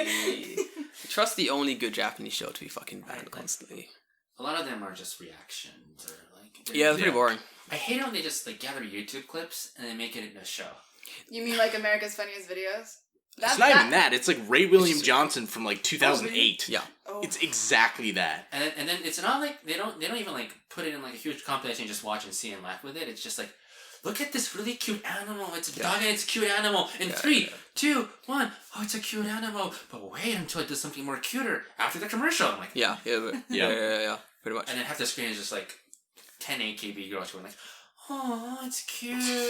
And you're like, well, Yep. yeah, we fucking, the fuck? The only shows that I like to watch are the ones where, I think, like, recently they have, like, the Todai, like, university, Oh, like, yeah, yeah, genius, yeah, yeah. 5 genius people Yeah. against, like, 50 comedians, and they have to do, like, a quiz Yes. game show. That's actually interesting for me because oftentimes it'll be like, okay, what is this, like, weird, obscure kanji for fish? And it's like, okay, nobody knows this fucking answer because nobody uses it. Yeah. I love weird, obscure kanji. Those are the shows I can get behind. Dude, yeah. Yeah, especially after quarantine, all those quiz shows are Quarantine? getting much. Yeah. Because you can just do it all on Zoom, right? Yeah, you can Right. do it pretty, like, straightforward. Yeah. It's like, bam, I'm done. Not bad. How was your guys' quarantine? Was it fun? Genki? Lisandra? Oh, no. Fun quarantine? No. No. I mean, I moved. Not, So yeah, that's right. It wasn't fun for 2 months, but then, Now it's better? yeah. Yeah. Thank fuck you moved, dude. Her old house was horrendous. She had, not horrendous in, like, a terrible house, just her roommates No, were yeah, insane. roommates Where were were you? insane. Oh wait, you were living with someone? I was living with 6 other girls. Like a shared You house. in a share house? Yeah. Yeah. Fuck. Oh, guys, real quick. Rule number 1, don't live in a shared house. Oh, really don't. If there you are- can help it. If you can help it, don't live in a shared house. Like, it's bad. Like, if you're like a student, it's fun. But the minute you graduate, living in a shared house is no longer fun. I think it's only fun if you live in a share house with other students. Yeah, that's what I So mean. it's yeah, more yeah. like a dorm situation. Yeah. Yeah. If you're living with Share like a house, bunch, definitely. you have to have something in common. Yeah, like Otherwise, being students. Because then it's fun. Then it's just drinks and partying and hanging out and talking about like that's dumb what shit. I thought this hair house was gonna be. No, I was like, no, oh, I'm gonna live with 6 Japanese girls. I'm gonna practice my Japanese every night. They're gonna teach me how to cook. No. No. No. All to come home and just go to their room and don't come out. Yep. Or just never come out of their rooms. Yeah. Yep. I never see I think one girl I took 6 months after she moved in before I saw her the first time. That'll be me in a shared house. I'll just be in my room, like ignoring people, like playing games and like. So basically, I like being the king of the apartment complex I'm in. That's an important position to be in. I want to be out my reign is always bad as well. It's always like just fucking covered in fear and anger, and no one's happy about it. Apart from me, I'm very happy about it. That's happening now in my house. People are like, I'm gonna make noise at 1 a.m. and I'm like, no, you fucking ain't. Shut the fuck up. I'm trying to sleep. Oh, come on inside. Yeah, shut the fuck up. I feel like in a shared house, you need to have that one terrifying force of nature to keep the house in order. And if you don't have it, the house is gonna fall into chaos, like your house did. Oh yeah, but my house, yeah. Right? Yeah. But what happened It at the was house? How much time do you have? Oh man. Well, All evening. We got time. That was. give me the cliff notes. Yeah, give me the worst story The worst story. or your favorite to tell story. Give me a story. I mean, there was once in the fall, I decided I was gonna cook my own lunch to save money. Nice. So I went Okay. to do groceries. I bought like 2,500 yen worth of food. Nice, I put it in the fridge, everything in the same bag. as one does. Okay, with my name on it. Mm-hmm. Like it's obvious that it's my food. I come back the next morning thinking I'm gonna cook myself some pasta to bring at work today. I can't find my bag. Nowhere in the fridge. I moved things around. Nothing. I opened the freezer, see if maybe somebody moved it. Not there. I looked in the other fridge. Not there. I was like, that's odd. Okay, well, I have to go to work, so I'll come back. Yeah. I hadn't seen the bag for like 3 or 4 days. I come back to work at the end of the week. My bag is on the table. Everything in it is rotten. Like the meat, black. This is middle of August. You know, peak it's Japanese hot. summer. It's hot outside. I was like, what? This is everything I had bought. What the hell happened to this bag? Fuck me, Yeah. dude. And the thing is, the garbage was that morning, so I had to wait like another 4 days to throw it in the trash. I'd throw that shit. Hang on, though. It disappeared from out of the fridge, then reappeared on, like, the counter. On the table, rotten. Yeah. Someone just took it. So what? I don't know. That's so if weird, you're gonna though. take my thing was like, if you're gonna take my food, at least eat it. Yeah, honestly. Yeah. That just seems malicious. Yeah. Right? That's some fucking psychological warfare type shit. It's like, Yeah, it was like, I took your food, and fuck you. I didn't even eat it. I feel like, I don't know. I don't know if it was like the only gaijin in the house. Because, I mean, there's nothing that I Who bought that knows? was like particularly foreign. Yeah. I feel like if I was you in that situation, I don't know, when my shit goes missing, I get pissed. No, dude, you would have fucking kicked down everyone in that goddamn share house's door. And been like, David- where the fuck's my shit? David knows me very well. I'm very quiet until I'm pissed. I would first scream. I'd be like, where's my shit? You have 5 seconds. I'm gonna physically kick down every door and search every room. I'm like, 3, 2, and I'm gonna start. And I would start kicking down every fucking door in the house until I find my shit. I would break these doors down. You're gonna call. The landlord? Bring him. I'll kick his ass. I'll fucking beat that landlord up. Well, What are you gonna my do? landlord was no help. Yeah, that's why I beat him up too. So, I mean, like, there's nothing I could Your do. landlord probably stole it. I mean, that was a theory for a long time. I was like, what if, there's a lot of weird things happening. What if the landlord has something to do with it? Lisandra, So was that in Tokyo you were living? That was in Yokohama. In Yokohama, okay. Lisandra, listen. Shot in the dark. Just an idea here. Shall we beat up your landlord? No, it's... Off the cast. Oh, yeah. She's nodding, so it means that we'll talk about this off the cast where there are no witnesses. I mean, I think when the quarantine started, Yeah. this was the last thing. That was like kind of the straw that broke the camel's back. Yeah, like yeah, that's the time I'm like, okay, I'm done with Yeah. the share house. I'm moving out. I have money now from like living, like always being inside and not going anywhere. Being inside is This great. is Save money. this is my time. What happened is I wake up one morning and I wake up one morning. There's no electricity in my room, Oh, I remember this. Yeah. and I was like, that's weird. Mm. Okay, I'm like, maybe. What? So I go check the breaker in the bathroom, and I see there's one switch that's off, and I tried to ring it on, and it just flips back. So it's a short circuit somewhere. Yeah. And I was like, well, it's truly not me. I have my computer and my phone. Mm. That's it. I That's have it. nothing else. I was like, okay. I go work at a cafe. I come back. Still no electricity. I emailed my landlord because I didn't have his phone number. There was nowhere in the house was his phone number. I'm gonna need that man's phone number. Or his or her. I don't know if it's a woman actually. That's insane. Okay. No electricity. I emailed him like, hey, like what the fuck? And he's like, oh, just wait a little. Just Wait a little. It's been a day. Like, it's not. Oh, somebody's just using too much. I was like, okay, so obviously I have to charge my computer because we're working from home at this point. I have to work. I go stay at a hotel. Come back the next day after a full day of working outside. At a mall that I learned where it was a coronavirus case. Oh, for that fuck's same sake. day. Dude, Jesus. fuck's sake. Still no electricity. Yeah. And I'm like, dude, like what the fuck? And then Genki helped me write a long ass email. I wrote the most passive aggressive email, the most Karenist of Karen email possible, and I'm sure they freaked out. Genki, well done. Well done, my man. Yeah. They're like, oh, electrician will be at your house tomorrow afternoon. There we And I go. was like, okay. See, I have this rule. And that was right at the end. And the end was that there was a new girl that had moved in from Brazil or whatever. And, which is what I think we said in the email. Like, we think this girl brought like a massive, like, electricity box and just plugged a billion things. Fucking And a transformer, Yeah. And that's what it was. That's exactly what it was. See, we had this rule we used to have in university. It was like, you go from 1 to 10 straight away. There's no amping up. No, so you go from 1 to war.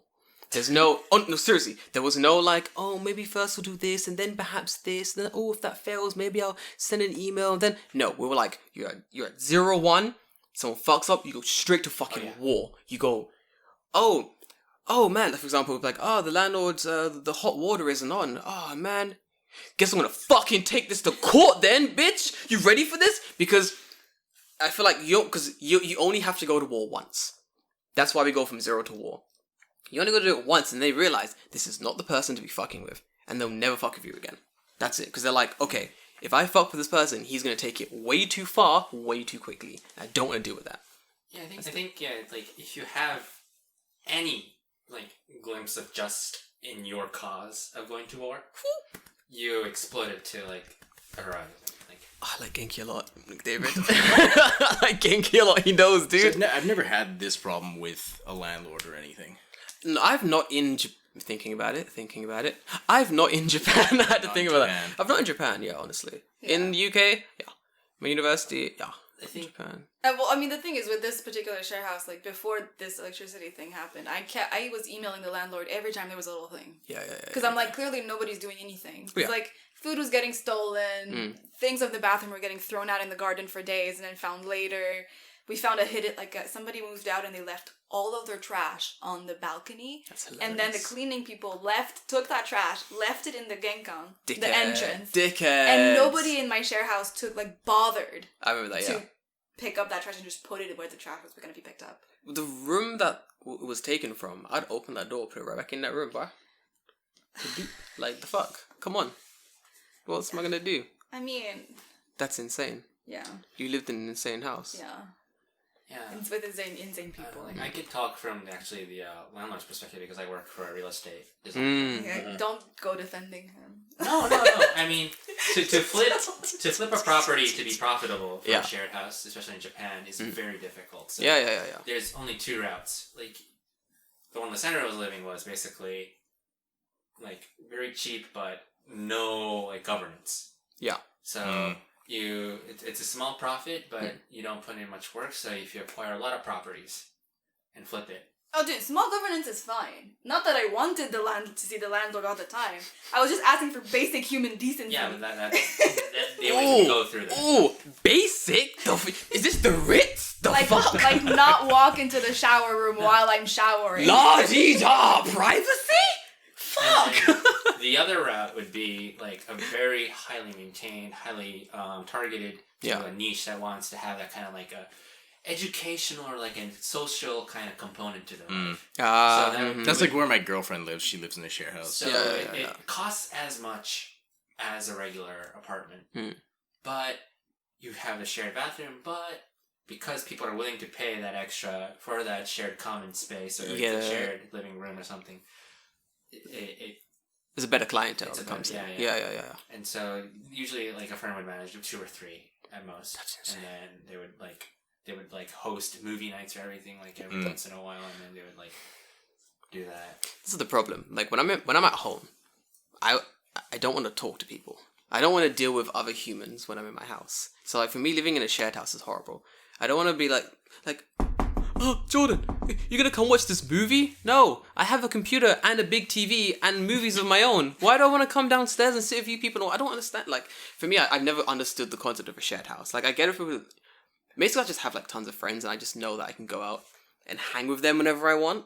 So there's that. But I guess, for people that find it difficult making friends, maybe initially living in a nice-ish shared house would be okay. But, man... I think the thing is the convenience of you can do all of these things you can do if you go out, but you actually don't have to leave the house. Right. You can get all your socializing done without taking a train. But I can't get someone to make me food. That's I'm sure you can. There's probably ways. Oh, but, you made too much? But are they gonna make yakitori as good as an izakaya? Hoi, that's the question. I want to be in a shared house where I rule with such an iron fist that it just basically becomes an izakaya, and all the members become stuff. Like I walk in, I'm like, this is where I live. David come in. He's like, oi, where the fuck is Tanaka? Oh, he's got work tomorrow morning. He's got work now. Yeah, those sometimes exist. Like my friend who's like works for like a consultant firm. Yeah. Lives in a shared house. Like, you with your salary, why the fuck do you live in a shared house? Yeah. Right. And then the other tenants are like, oh, I work for a Michelin star restaurant. What the fuck? Like I work. Yeah. They just want to hang out with those kind of people, like to be both inspired or something. So I visited this place, like, oh, dinner's ready. I didn't ask for dinner. This chef and this like sommelier like works together to create like this like mariage full course dinner. I'm like, I'm just visiting for playing games with this dude, and I'm just here to play Smash. Like, yeah. Not eat fancy stuffed duck. Yeah, I'm like in a t-shirt, and these guys are like wearing like Like nice clothes. Nice clothes. Oh, It's hell like, yeah, dude. oh, this like the base flavor of this red wine is.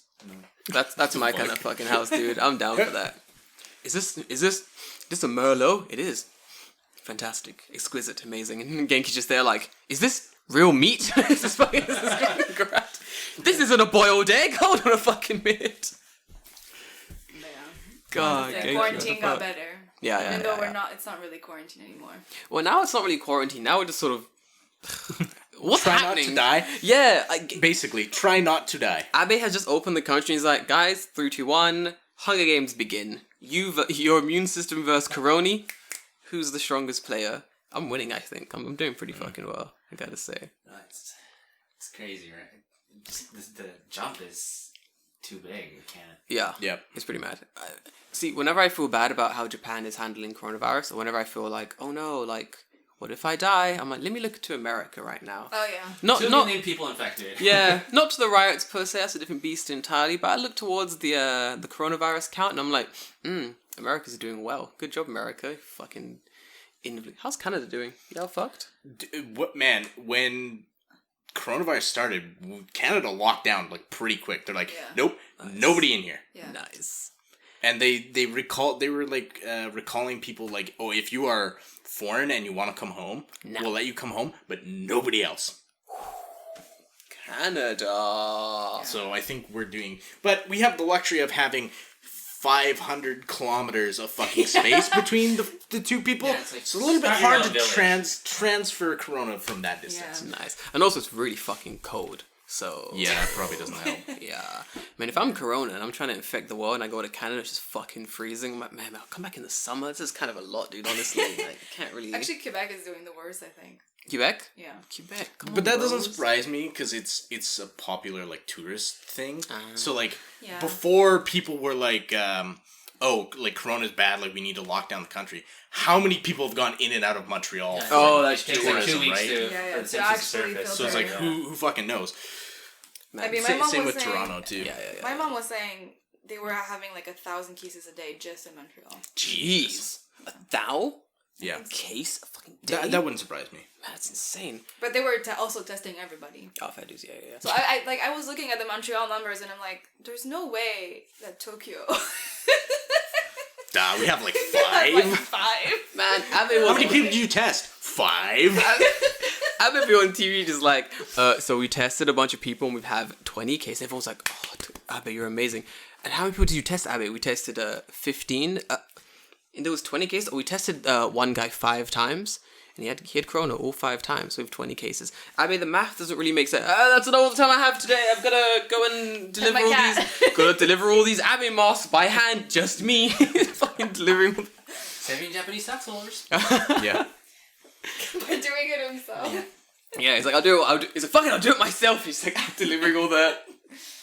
I like Abe's solidarity of wearing his own mask on TV all the time, all the and it is time. blatantly obvious that it does not fit his face. It does not You work. know, the second he takes that mask off, he's lost. Yeah. That's it. He Yeah, lost his yeah, keys. yeah. There's He's- no other thing I was gonna say. He has to wear that mask all the time now. Yeah, he's gonna be Contractually obligated He's gonna go to wear to that cremation with that mask on. When he gets cremated, he's been wearing that mask. He's been wearing 2 Abe masks. He's like, oh man. He lived as he died as he lived, wearing an Abe mask. Push him inside to get fucking cremated. Oh man. The Abe mask just doesn't burn, it's like Even indestructible. if he like makes out with his mistresses, he just has the mask on. It's like, Oh, definitely. Not his wife, his mistress. When he makes up his mistress, like, bitch, where's your Abe mask? Put that shit on. You know I can't get hard without you wearing the Abe mask. Say my name, Abe. Say my full name, Prime Minister Abe mask.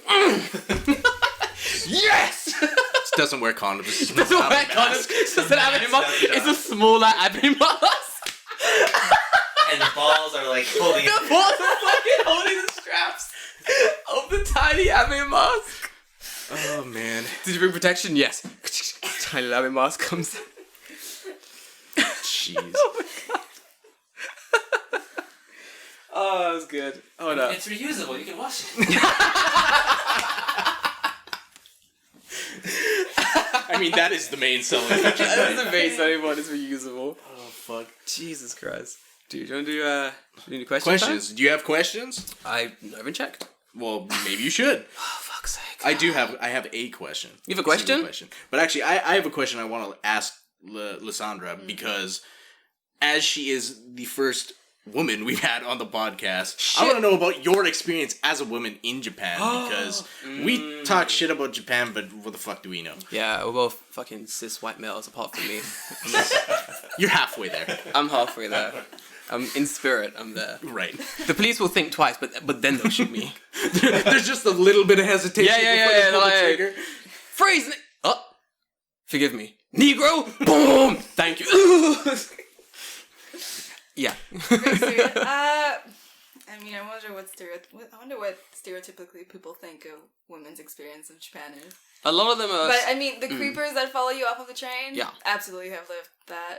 Yeah. Yeah. There's ones I had to call the cops. Oh, shit. Well, Genki Shit, made me really? call the cops more than I wanted to. Do the cops do anything in these situations? Yeah, they called me because Genki called for me because I was like too nervous to speak Japanese. Genki, good job. Then they called me back and they're like, yeah, we'll be surveying the neighborhood. They might visit your house and ask you stuff if they see somebody. Did they say that no? matches? Didn't know. But So, like, what exactly was the guy doing? Just, like, weird stalking type behavior? as I understand it, he just got off the train and followed me home. Creepy. And like he basically followed like behind me, and then eventually I got into this little alley that I have to walk through to get to the share house. And then he went in front of me and he's like, "Oh, are you Brazilian?" I was like, "No." No. He's like, "What are you?" And I'm like, "Canadian." Like, I was so caught off guard. My first reaction was not to lie my way out of there. But then he kept following me, like, to where my house was, which luckily was at the end of the street. Nice. So I was thinking, and he's like, "Well, do you want to, like, exchange phone numbers? Like, can we eat out sometime? Like, do you want to, like, do something?" And I was like, No! "Dude, this guy was wearing flip-flops, some shorts, Man. a t-shirt." Oh, no. Oh, my I God. want to say he was oldish, Mm. although it was very dark outside. I didn't know. I couldn't really tell. I'm trying to... So I always wonder... Okay, here's my thing. I always wonder, like... So a lot of these stalking cases, are these people actually stalking, or are they just trying to fucking number, but they're spending too long trying to work up the courage to get a word out? I think they're just I following? think if this guy's first question was, "Are you Brazilian?" is he's probably just saw me on the train. He's like, "This woman looks kind of like she could maybe be South American," I'm gonna and follow just took her. a chance because I also saw like he had his phone in his hand with the GPS open, so I don't think he knew where he was. I think he just got off the train because we happened to be on the same wagon. What a spastic. So that was weird. Why the fuck would you do that? What an absolute idiot. On a brighter note, I've had my conversations with most Japanese women are quite funny. 90% of the time, they end up telling, "You're extremely intimidating." Seriously? Yeah. Yo, I've had a hell lot yeah. of Japanese women like, "You're really intimidating." Yo, hell yeah. Or like, I just don't get along with them. Japanese A lot of the women? time, too, yeah. Kind of relate. You kind of relate. Japanese women or Japanese? Nah. Japanese... We started watching The Bachelor of Oh, Japan The to Bachelor of study Japan. Japanese woman. To give her more of like a sampling of Japanese women, and What have you discovered? What have you learned? What have you learned? What are your findings, Professor Lisandra? Man, sometimes they are as superficial as you think they are. Oh, don't fucking wanna tell. preach Wait, to the crowd. listen, they preach to the fucking choir. Man knows about these things. Yeah. Continue. But they're so vicious, like, even, like, one against each other. Like, oh my god. The things that they would say. Like, "Oh my god, she's such a slut. Like, she's pressing his boobs against, like, her boobs against his back." And then two episodes later, that bitch is doing the exact same thing. Fucking, You're like, Classic. why? I feel like, I don't know why, but abroad there's this image of Japanese women being really docile and like, oh, they're just really cute and ha hee hee. No. Bullshit, right? I Genki don't- knows about that.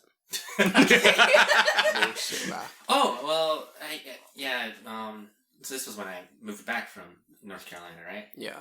So I also had that image. I was also had that stereotypical image of Japanese girls being, but I when the first wave of like puberty hit, right? Like hormones and shit. Yeah, Yeah. bro. So like they'd be like, "You're so weird. You're so like different. Like you should go home. You should never come to school." Like I was bullied by a girl. Oh, yeah. Mm-hmm. Like 5th grade, like 11 and 12. Yeah. girls are bigger, they're Yep. more stronger. They're like much more like mature than Boys. Boys. Yeah. This is scary as shit. This is I think I've told this story before. Maybe I'll tell it to Genki if I've heard the story before. So there's a little girl in one of my classes. She was like maybe tiniest girl in the class. She sat at the front of the desk and she was like the class like rep or whatever. Mm-hmm. So like, all these she loved English. All these kids are like being fucking crazy. Games, oh, let's do this kind of thing. And I'm like, all right guys, ready? We're gonna I can't, I don't care. I was teaching, I don't give a shit. I don't want to raise my voice. So I'm like, all right guys, ready? We're gonna do the next activity, guys. Get ready, take a seat, let's go. And the class rep's like, the teacher's like, Mina, swat there. Mina, everyone, fucking sit down, please. Everyone, take a seat. Kids don't give a shit what the teacher's saying. Everyone's like, fuck this bitch, I'm doing what the fuck I want. This little girl, the class rep, Mina, shizuka Mina, she can say, Damatte yo! This fucking tiny girl just, boom, and I'm like, even I went quiet. I was like, but the whole class, everyone sat down, and I knew this kid was a fucking leader. I don't know what this kid does in the playground, but this kid will fuck up anyone. Like, she was scary, dude. So yeah, I get it. Yeah. Girls bully. It's terrifying. Yeah. Yeah. I don't. But yeah, overall, being a woman here is pretty much the same.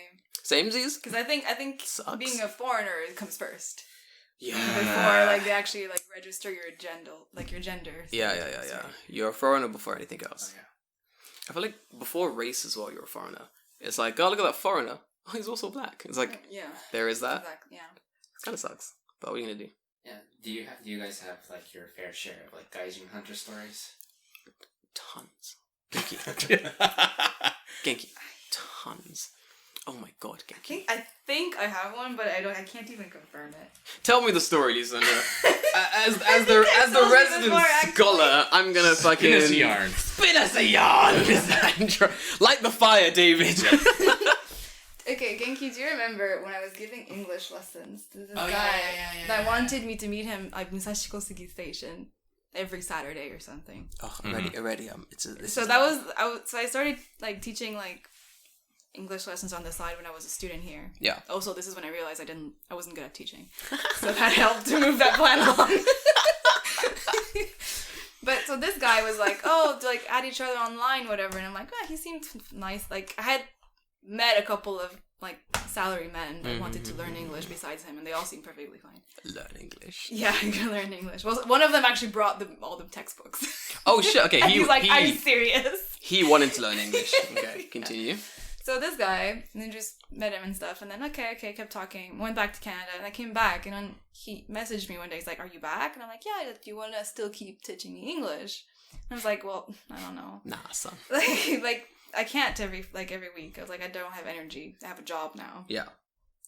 But I saw him a couple times, and there was a point where he asked me, what was it? I think for the share house I needed to have for my company I needed to prove that I knew 2 Japanese people, as like a Oh, it's like a guarantor type kind thing. of, yeah. But I say new Japanese people because Is the equivalent of do you have black friends? Yeah. Do you know two Japanese So I people? translated that, yeah. It's another visa requirement. Basically, people that can confirm who you are. That's so good. Right? Okay, yeah. But they needed to stamp it. And I have another friend, but she lives in Edogawa, like fucking north of Tokyo. Oh, Yeah. where my friend lives, yeah. And she was in Ehime at the time. Nice. So I was like, well, she can't do it. So I'm just gonna ask this guy because I'm seeing him tomorrow and I need to give this paper like Monday. Yeah.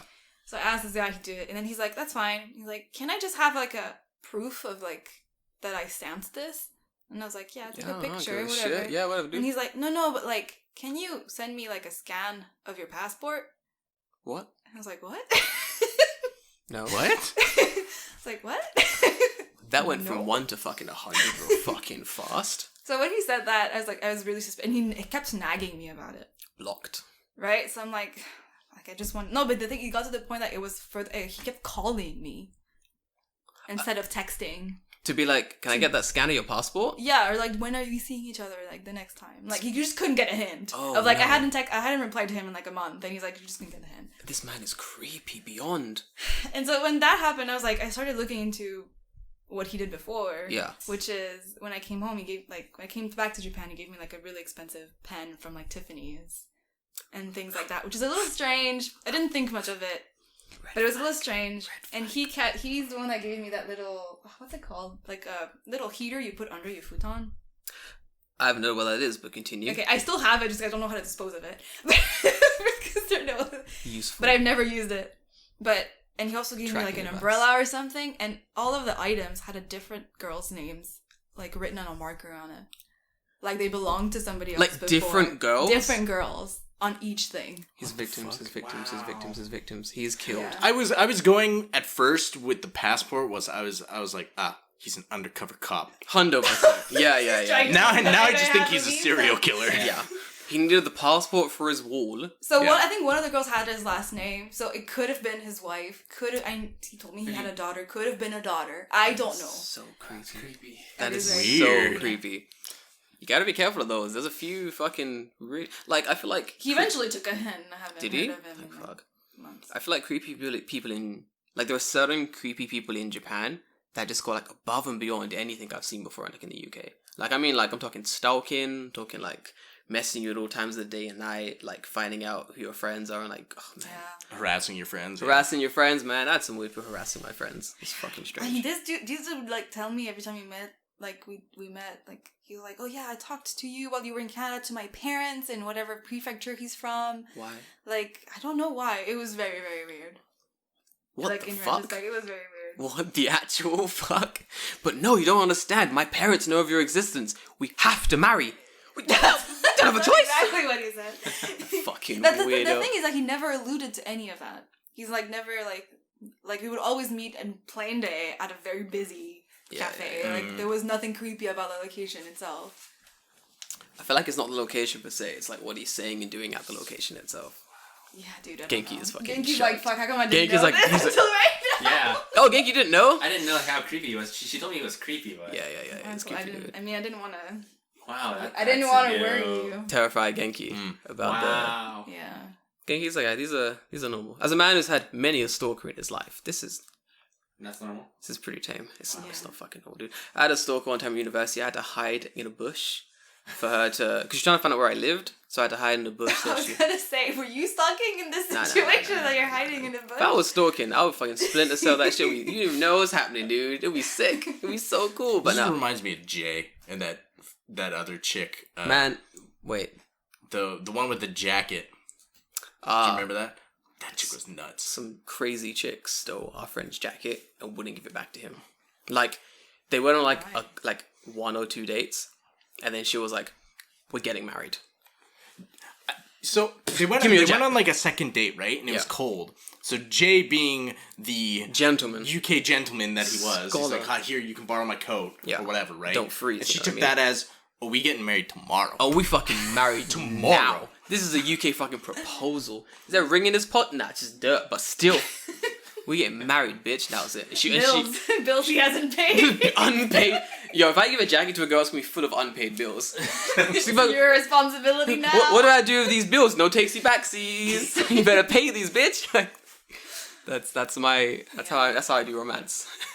Pay my bills. They definitely are a real thing.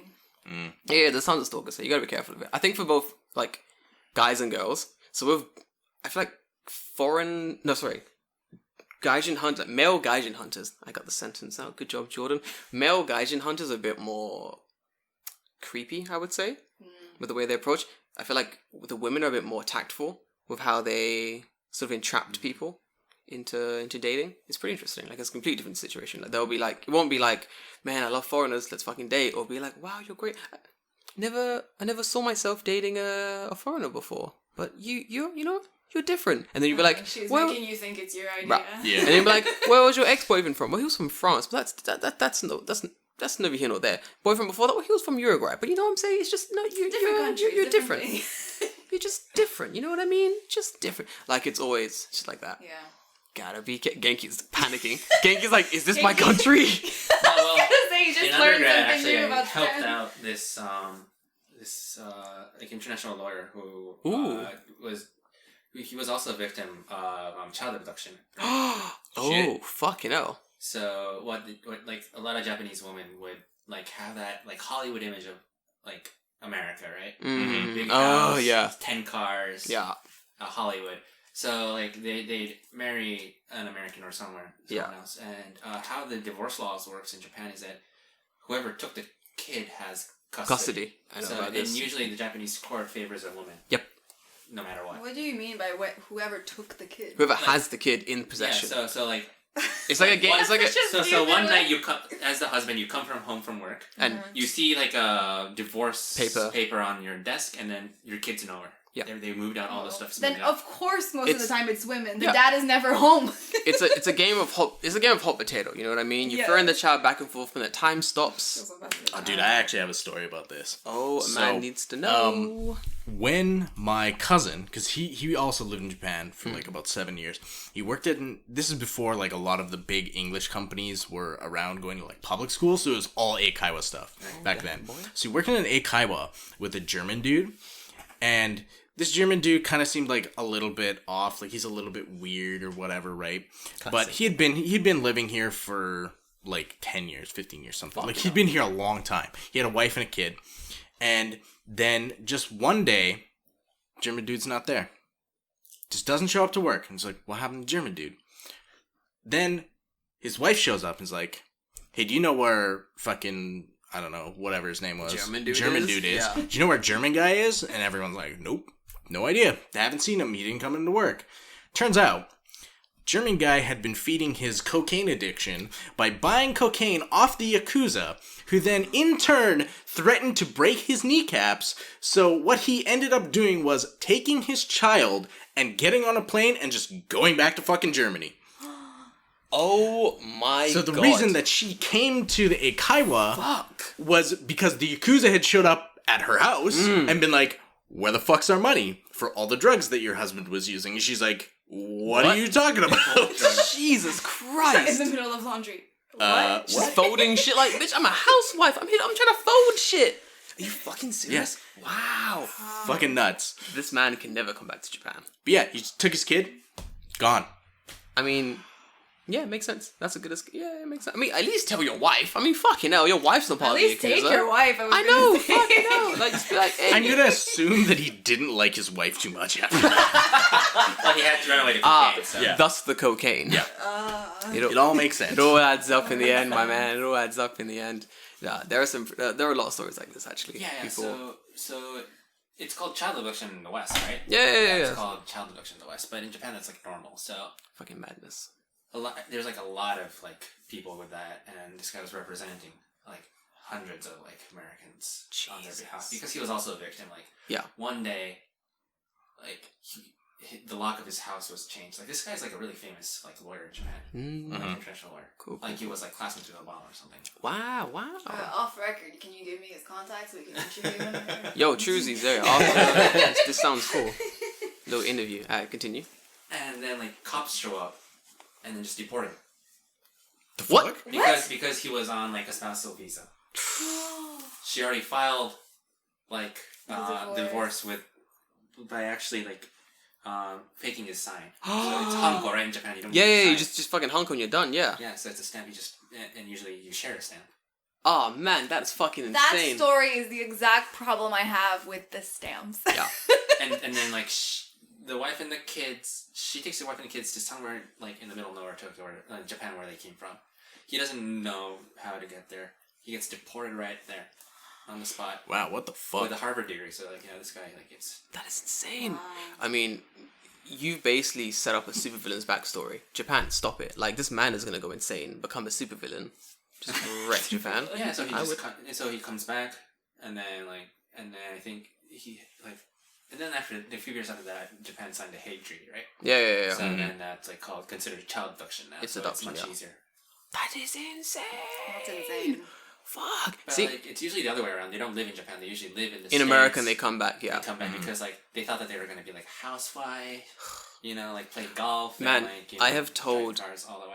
So whenever I meet someone new, especially like Japanese women, they'll be like, "Oh, Jordan, where are you from?" And I go, "I'm from like England." They go, "Where in England?" I'm like, "London." They go, "Hey, oshare, London's so stylish. Wow, it's a beautiful city." I'm like, "Bitch, have you ever been to London? It's crime, it's cloudy, you're gonna get stabbed. London sucks. London isn't a place to go. What the fuck you bitch? What the fuck you talking about?" So my favorite thing to do is to like just ruin people's images of London in Japan. It's my absolute favorite pastime. It's enlightenment. It is enlightenment, truly. I'm basically Buddha. I'm giving people enlightenment I mean, that's That went why 0 to 100. So straight away. there is literally a thing called Paris syndrome. I was gonna say Yeah. that too. Yeah, they get that. Yeah. It's the exact same shit. You have this like there's fucking Japan syndrome. There's so many fucking white people who have this ideal idea of what fucking Japan is, and they get here and it's just crushed.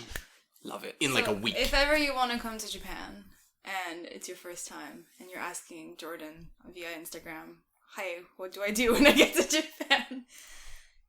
Educate yourself about Japanese history, Japanese society. Learn everything. If your standard for what Japan is realistic, you won't get that Paris syndrome effect. Yes, exactly. Because I knew like all about the bad stuff about Japan. I studied it in school and whatever. I knew the history. I knew that, you know, commuting sucks at the end of the day, no matter where you are. So I had already made my peace with that. I was past the honeymoon phase. I never had the honeymoon phase, basically. Yeah, I didn't either. Yeah, neither did I. Because you came prepared. You came knowing what you would expect, not like with this idealized image of Tokyo. I mean, like, that's the difference, right? If you come with no preconceptions of what Japan is, the second that you're in your fucking shitty Leo Palace apartment and your fucking gas bill comes through the door and you realize, oh shit, like, this is not what I thought was gonna go on. Like, I thought I was just gonna have a happy fun time, and then sure enough, the next day you have your Samung fucking residence tax come in the door and you're like, oh fuck, what is this? It's like, I thought I was on vacation. You open up and you're just like, well, look at that. I'm broke. I'm poor. Yeah. Fantastic. It's like the idea that you can come here and just be like, yay, everything's a party for forever and ever. Yeah. That is not the reality. I feel like that's an image that people like to I always say, like, any influencer, like Japan-based influencer you're following, just fucking, unless it's me, fucking unfollow them. Like, unless it's me. If it's me, tell your friends and also follow me. I mean, it makes sense. I mean, because when I post in Japan, I'll be like, guys, like, I'm doing this cool shit. But then I'll be posting stuff like, I'm going to the gym, but also, like, this thing fucking sucks. Like, it's raining all the time. And I go into, like, a different, like, bigger YouTuber Instagram and I'm like, oh my god, guys, hydrangeas, Japan is beautiful. Look how amazing it is. And I'm like, that 2 weeks that the hydrangeas 2 weeks. It's 2 weeks. They're all dead outside my house. They're all dead outside. We came and I was like, last week I was like, wow, look at these hydrangeas outside David's house. Beautiful. This week I'm like, oh, they're dead. They're all brown and dead. Yeah. Like, the only high expectations you should have is just food. Oh yeah. Yeah. That's all. Yes. Oh yeah, dog. That's about Everything you've heard about food is true. It's true. Yeah. She ain't wrong. Yeah. But food is good. Besides that, living in Japan is it's not more fun or less fun than living anywhere else at the end of the day. For me, it's more fun only It's because... definitely more fun for me. Day-to-day life, I don't think so. I'm not sure. Here's the thing. On. Here's the thing I have about Japan is, like, back home, you know, I felt limited into what I could do. But here I'm kind of my own person. Like, if I want to go do something in Japan, I'm kind of free to do it. Like, no one's gonna be like, you can't do that unless they're... Edmonton, Yeah. Yeah. You know, it's I come from a very different place than here. Yeah. Where I feel like my options back home were quite limited, and here I'm just kind of like, I can do whatever the hell I want, and no one's gonna say no. And that's kind of a freedom that I'm afforded by living here. I think so. Like, as long as you like have your wallet and phone, like, you can do a lot of things. Like, you're not like constrained with like a mode of transportation. Yeah. Which is like drive UK, or Canada. whatever. Yeah, it's true. Like, even when you go to like so I think when I first came, we were drinking in like Kanagawa. We get like really fucked up, then go home at like 2-3 o'clock in the morning, and I'm like fucking swerving down this street, like skateboarding, like fucking smashed out of my head. I'm like, I could have dropped all my money right now and then slowly take my time picking it up, and no one will stab me. This is great. I have no chance of dying. Yeah, but that wind will definitely blow at the least convenient time, and you will have all that money. I'm good for it. Like, in the UK, you can, in London especially, like, you're constantly on edge. There is no, I'll just go home at like X time in the morning and everything will be fine. It's like, now you could be killed. Well, you're talking about safety specifically. Safety. Japan is definitely safer. Safety and also like things to do. Like, in London is like, it's a tourist city. There's nothing to do, really. I mean, you can go out and drink, but you can't really... I think you could argue Tokyo is also a very tourist city. Tokyo's very touristy, but there's also shit to do here. You know what I mean? Like, it's not just... So, for example, in London, you can go and see the fucking London Eye, which is boring. You can go see the Parliament, Big Ben, go to some fucking museums, which you've been there once. Like, you go there constantly when you're like in elementary school, junior high school kind of thing. So you've been there a ton. You've seen the fucking... Nothing's changing. Doesn't matter. Maybe there's some fucking art exhibitions. We hate art. We've discussed this. We don't like it. Well, you do. I'm fine with it. I don't like I got no qualms with art. Forgive me. Mona Lisa? Ah, nice. Mona Lisa, never seen you. Don't want to pay to see you. Whatever, dude. Nice eyebrows. Nice. That's when everyone's... There's no- that's where the controversial opinions are. The eyebrows? Yeah. Not the smile or No, anything. everyone knows a smile 10 out of 10. We're going to complain that the eyebrows, listen, up for debate. On fleek. Up for debate. Fuck, they're on fleek, dude. She knows what she was doing. Like But in yeah. 2017. Whee! I'm telling you. But yeah, London is there's not much to do there. I feel like Tokyo, there's more to do. There's more to discover. There's always something's happening. Like, I could find a fucking street festival and go drink with some Well, I other think people. it's just because Tokyo's bigger. Tokyo's bigger. It's sick. That's true. To me, that's the biggest. Yeah. So proportionally speaking, yeah. And if I get bored in Tokyo, I can go down to Kanagawa, hit the beach. I can go up to like fucking Ibaraki. I can dip to like Chiba to fucking... The thing that I like the most about Tokyo, though, is that not only is it bigger, or like, not even Tokyo, it's just Tokyo, Yokohama, like anywhere big city, I love is Hama. that the way that the cities are constructed, there's always these small little shops in like the middle of nowhere. Like it'll be, you know, if you're in Tokyo, like the bar we go to, that's in the basement. You can't see it from the outside. You have to go in through like a single man door next to a jewelry shop and then go down an elevator. You mean the 200 yen bar? Yeah. How did you guys find that? We just found it. Yeah, we just walking. You walked into we the were jewelry? we were drunk. We were drunk in Shibuya and we're like, hey, this place is 200 yen. Hell yeah. Yeah. We were drunk, like, wandering around. It was, like, 200 yen moonwalk shop bar. Me and David were like, alright, this works. We just went inside, took over the entire bar, like, sat at the counter, like, got the guy to play fucking 21 Savage all night. It was sick. Dude, that was good. But, like, that kind of place is, like, that's just one adventure I can have a night, right? Yeah. It just happened to be where I was that day. But, like, I can't do that back home. That doesn't happen. It's not like, you know, I'm walking down the street in Edmonton and it's like this small little place that's like in between two buildings. It's like the space in between two buildings is like a city block. Yeah. So there's nothing to hide there. And if you do find like a tiny little building in London or something, you're like, look at this tiny little building. There's crime happening in there. Oh yeah. I can smell it. It's gonna run away now. Like, it's very much different. For me, Montreal is full of hipsters. Oh, It's so full of hipsters. Like, it's not even funny. what's Tokyo freshest stance on hipsters? I'm going with no. Right? Hard no. It's a hard no on hipsters, guys. Hard I'm sorry. no. It's a hard no. Like the artsy kind. Oh, the worst kind of hipsters. I mean, I went to we're gonna get to this fucking discussion again. But no, Jordan, we've been to it already. Yeah. Through it already. In Quebec is separate from Canada in our education system. We have the French system. The curriculum or whatever. So we graduate high school at 16. Oh. And then we have a 2-year pre-university college. Basic college for the guys in the UK, not university as you know it in America. So like 16, 18, and then you do university. Yes. 3 years for a bachelor. The correct system. I don't know about that. I know about that. Anyway, I went to a pre-university college that was like known to have a particularly rich population of hipsters. And I shit you not, there was a guy, he came to class, no shoes, no socks. He would carry his coffee in a jar, like a spaghetti jar, like an empty one. And then he would put that jar in a sock to keep it warm. Okay. Why? And it was like 3 p.m. Oh, for fuck's sake. Is that like his take on poverty? It's like, I deconstructed poverty. I deconstructed poverty. Yeah. And then I'm taking it a new look, like with a new perspective. I don't know. His feet were disgustingly dirty, obviously, and then I went the 2 or 3 years that I spent there, more and more people were doing this barefoot thing. Why? I don't know. Good for the immune system or something? Natural, man. It's not so. Yeah, so the Trying to halls fool. were dirty. Blech. This other girl in my class would come in and she would sit down. It was like 8 a.m. You know, everybody's a little sleepy. I understand. Middle of winter, so -20.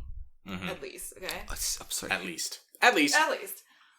Kind of just not real. I continue. This is so Genki, minus 20.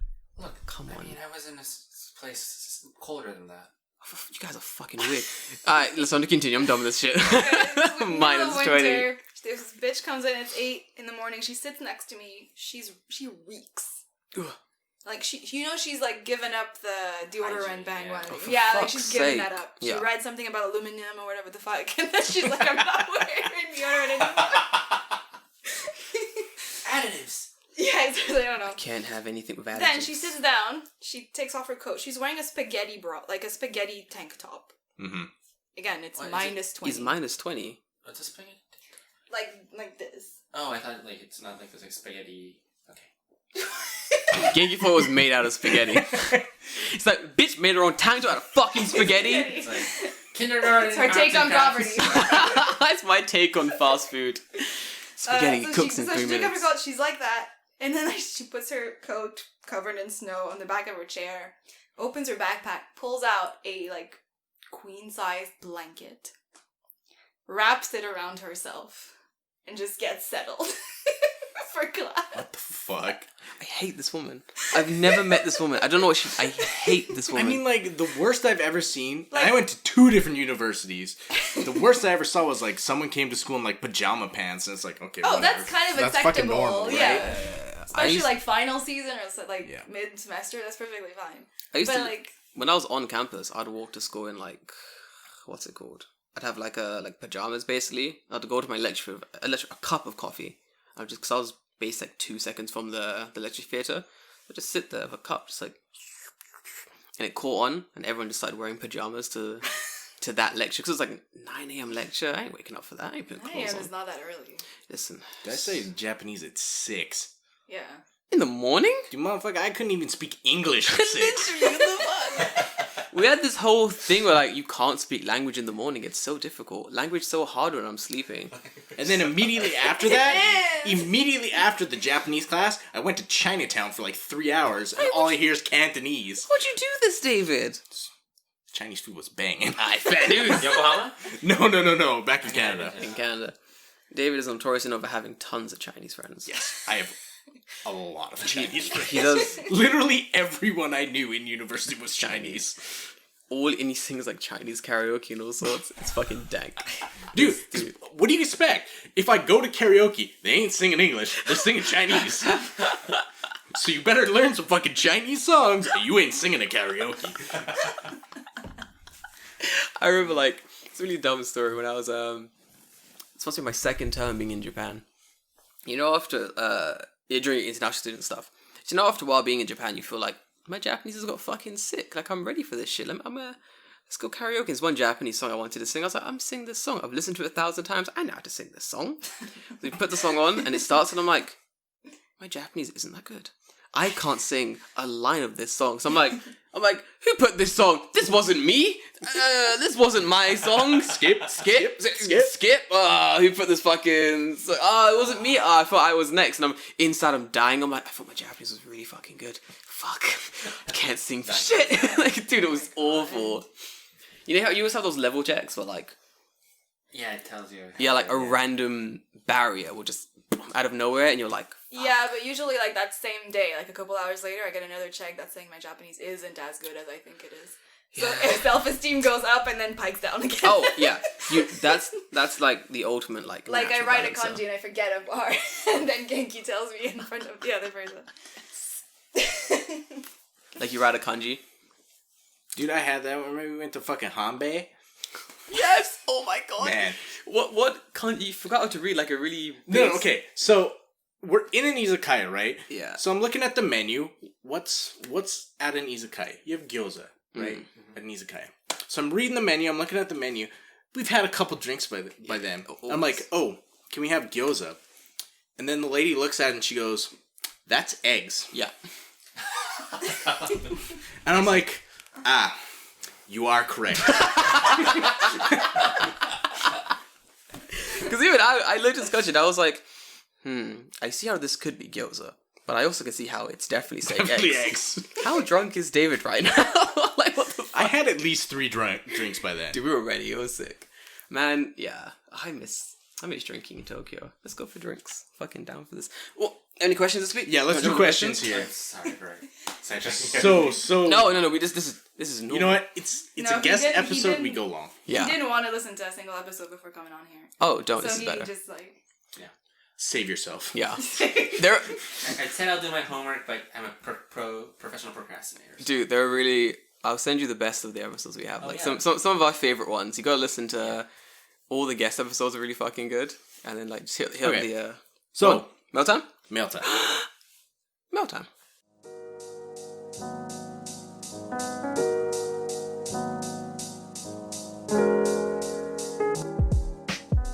If you have mail, can you please send it to us at Instagram? Not at Instagram. At Tokyo Fresh Podcast on Instagram. Or at TokyoFreshPodcast@gmail.com.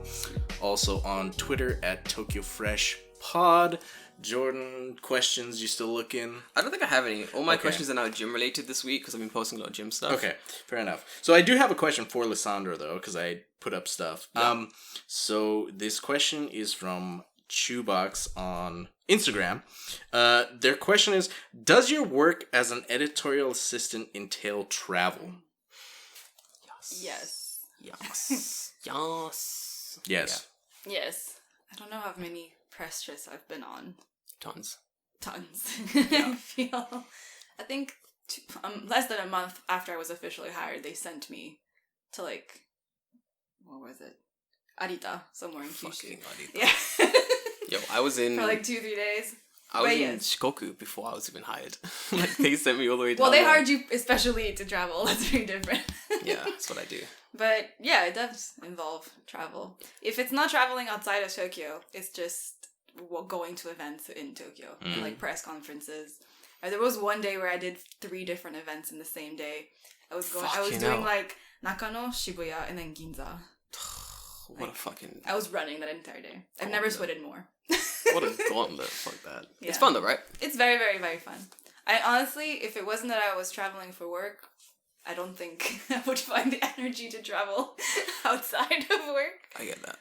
What skills do you require to... I already know the answers already. This is a very loaded question. What skills do you need in order to get this job where you can travel so much? Oh, well, for our company especially, you need to be fluent in English. And also... write. And also... And so, what kind of speaks Japanese? There we go. That's what I want to do. But... You gotta whip out your keigo. Gotta whip out that keigo. Oh, 上手ですね. Oh, yeah. Wow, keigo I added an extra no? o in front of the verb. That's it. You definitely need to speak. Although I've been on a press trip where they especially required that you don't speak Japanese. What the fuck? Yeah, so this was for the Rugby World Cup. Ah, that's why. And they basically asked foreign journalists that didn't speak Japanese. Yeah, I've been there. They want to like... A lot of them are like tours and stuff. They're like, oh, we want English people to go on this tour, so it's all going to be in English. And like, what do you think? If you work in the media field in Tokyo, you'll find that actually language, I want to say, if travel is the thing you want to do, and like you don't want to be the liaison between the company and the places you'll be visiting. Yeah. Obviously, if you're doing that, yes, you absolutely have to speak Japanese. There's no going around that. Yeah. But if you want to be just the person that goes and experiences things and whatever, you don't necessarily need Japanese. Not necessarily. But then you gotta have some fucking good writing skills, dude. Yeah. Because you're basically... It never hurts to have Japanese, I always want to say. No, you need basic Japanese. You need basic Japanese, You need to say like a hello, thank you. But I think if you're like a fresh out the fucking university beginner, don't come and expect to be like paid to be sent around the country. Oh, no. Yeah. I feel like that's what people expect sometimes. It's also like, obviously you don't get to pick the places you go. Nope. You're gonna be in the bumfuck countryside, boy. They send you wherever they want. I've never been anywhere that cool. I mean, cool on like the tourist point of view, you know? Like international tour, Iwate is not the first place a tourist from like an American is gonna come to Japan to go see. No. But that was the best press tour I've had. Yeah. It was like a 6-day long. Oh hell yeah! But it was incredible. Yeah. But They take you to the most obscure places. Huh? Like they take you to like the most like unknown Oh places. yeah, I visited like to write like a 1,000-word. I visited like 3 different Nambu iron factories. Fuck's sake. Iron factories. Yeah. I feel like the hardest part of the job is like when they send you some random farm or something. Like it's a random location. Like, yo, write me 700 words about this fucking orange. Oh, you have to be able to sell it. Yeah. You have to be able to find the good in everything, yeah. How bad it actually is. I've been on some fucking shitty experiences, and I'm like, I can find the good in this. I can find what's good about this crappy area. Yeah. It's pretty fun. But it's a lot of circle jerking. A lot of circle jerking. Yeah, Japan loves to jerk itself off. Well, I mean, like any client work, no matter how much you want to write about, like, no matter how much you want to add to the article to actually make it sellable from your point of view as a foreigner, it might be very different from what the Japanese client wants you to write.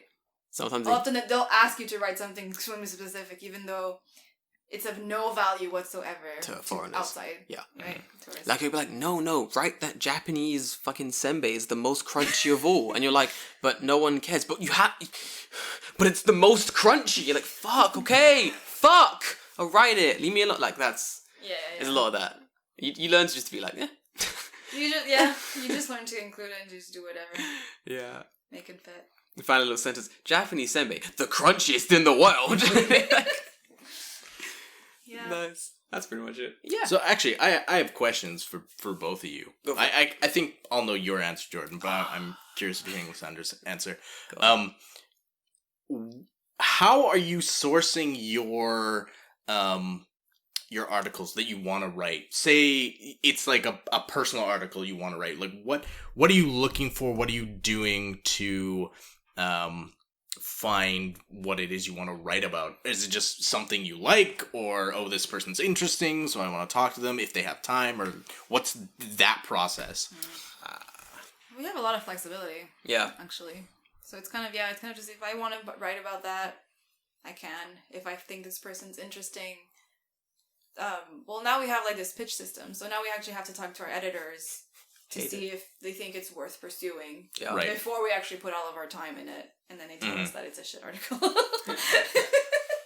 Which I at the end of the day I appreciate. I'd rather that than the other way around. Yeah, than writing the article and then being like, it's useless, throw it away. Yeah, like, thanks, but it's bro. really nice because our team is actually really varied in the articles that we want to write. Yeah. So no matter because everybody's writing about what they like, we have a really good, I think, diversity in content. So Jordan writes a lot about food recently. I write about pretty much anything I want to write about. It's pretty good. Recently it's been a lot of food. It's been fucking sick. Normally it's travel. Honestly, dude. Because normally it's travel. Yeah, all I do is... Bruh, Genki, let me tell you. All I used to do was travel. Like, I'd get to work, and then the editor-in-chief would be like, hey, Jordan, this thing's just come in. You've got to go to fucking bumfuck nowhere. You down? And I'm fucking down, dude. Let's go. And I'd go to bumfuck nowhere, hang out with the people, make a ton of friends. I went to, like, Fuji City before Corona hit. And the people in Fuji City were like, it was the best shoes that we had all year. And of course it is. Because I feel like... This is why I'm good at the travel part of the job. Because, like, the other companies go and they're like, oh, show me this, I want to see this, oh, I'm gonna ask these very serious questions, oh, but what about the fucking Nanjing massacre, what happened then? It's like, this is a fucking shuzai about Fuji-san, like, calm the fuck down kind of thing. Then I go with like fucking Robert, the photographer, and we just chill. Like, they'll be like, do you guys want to drink till 4 a.m? We're like, we're already drinking.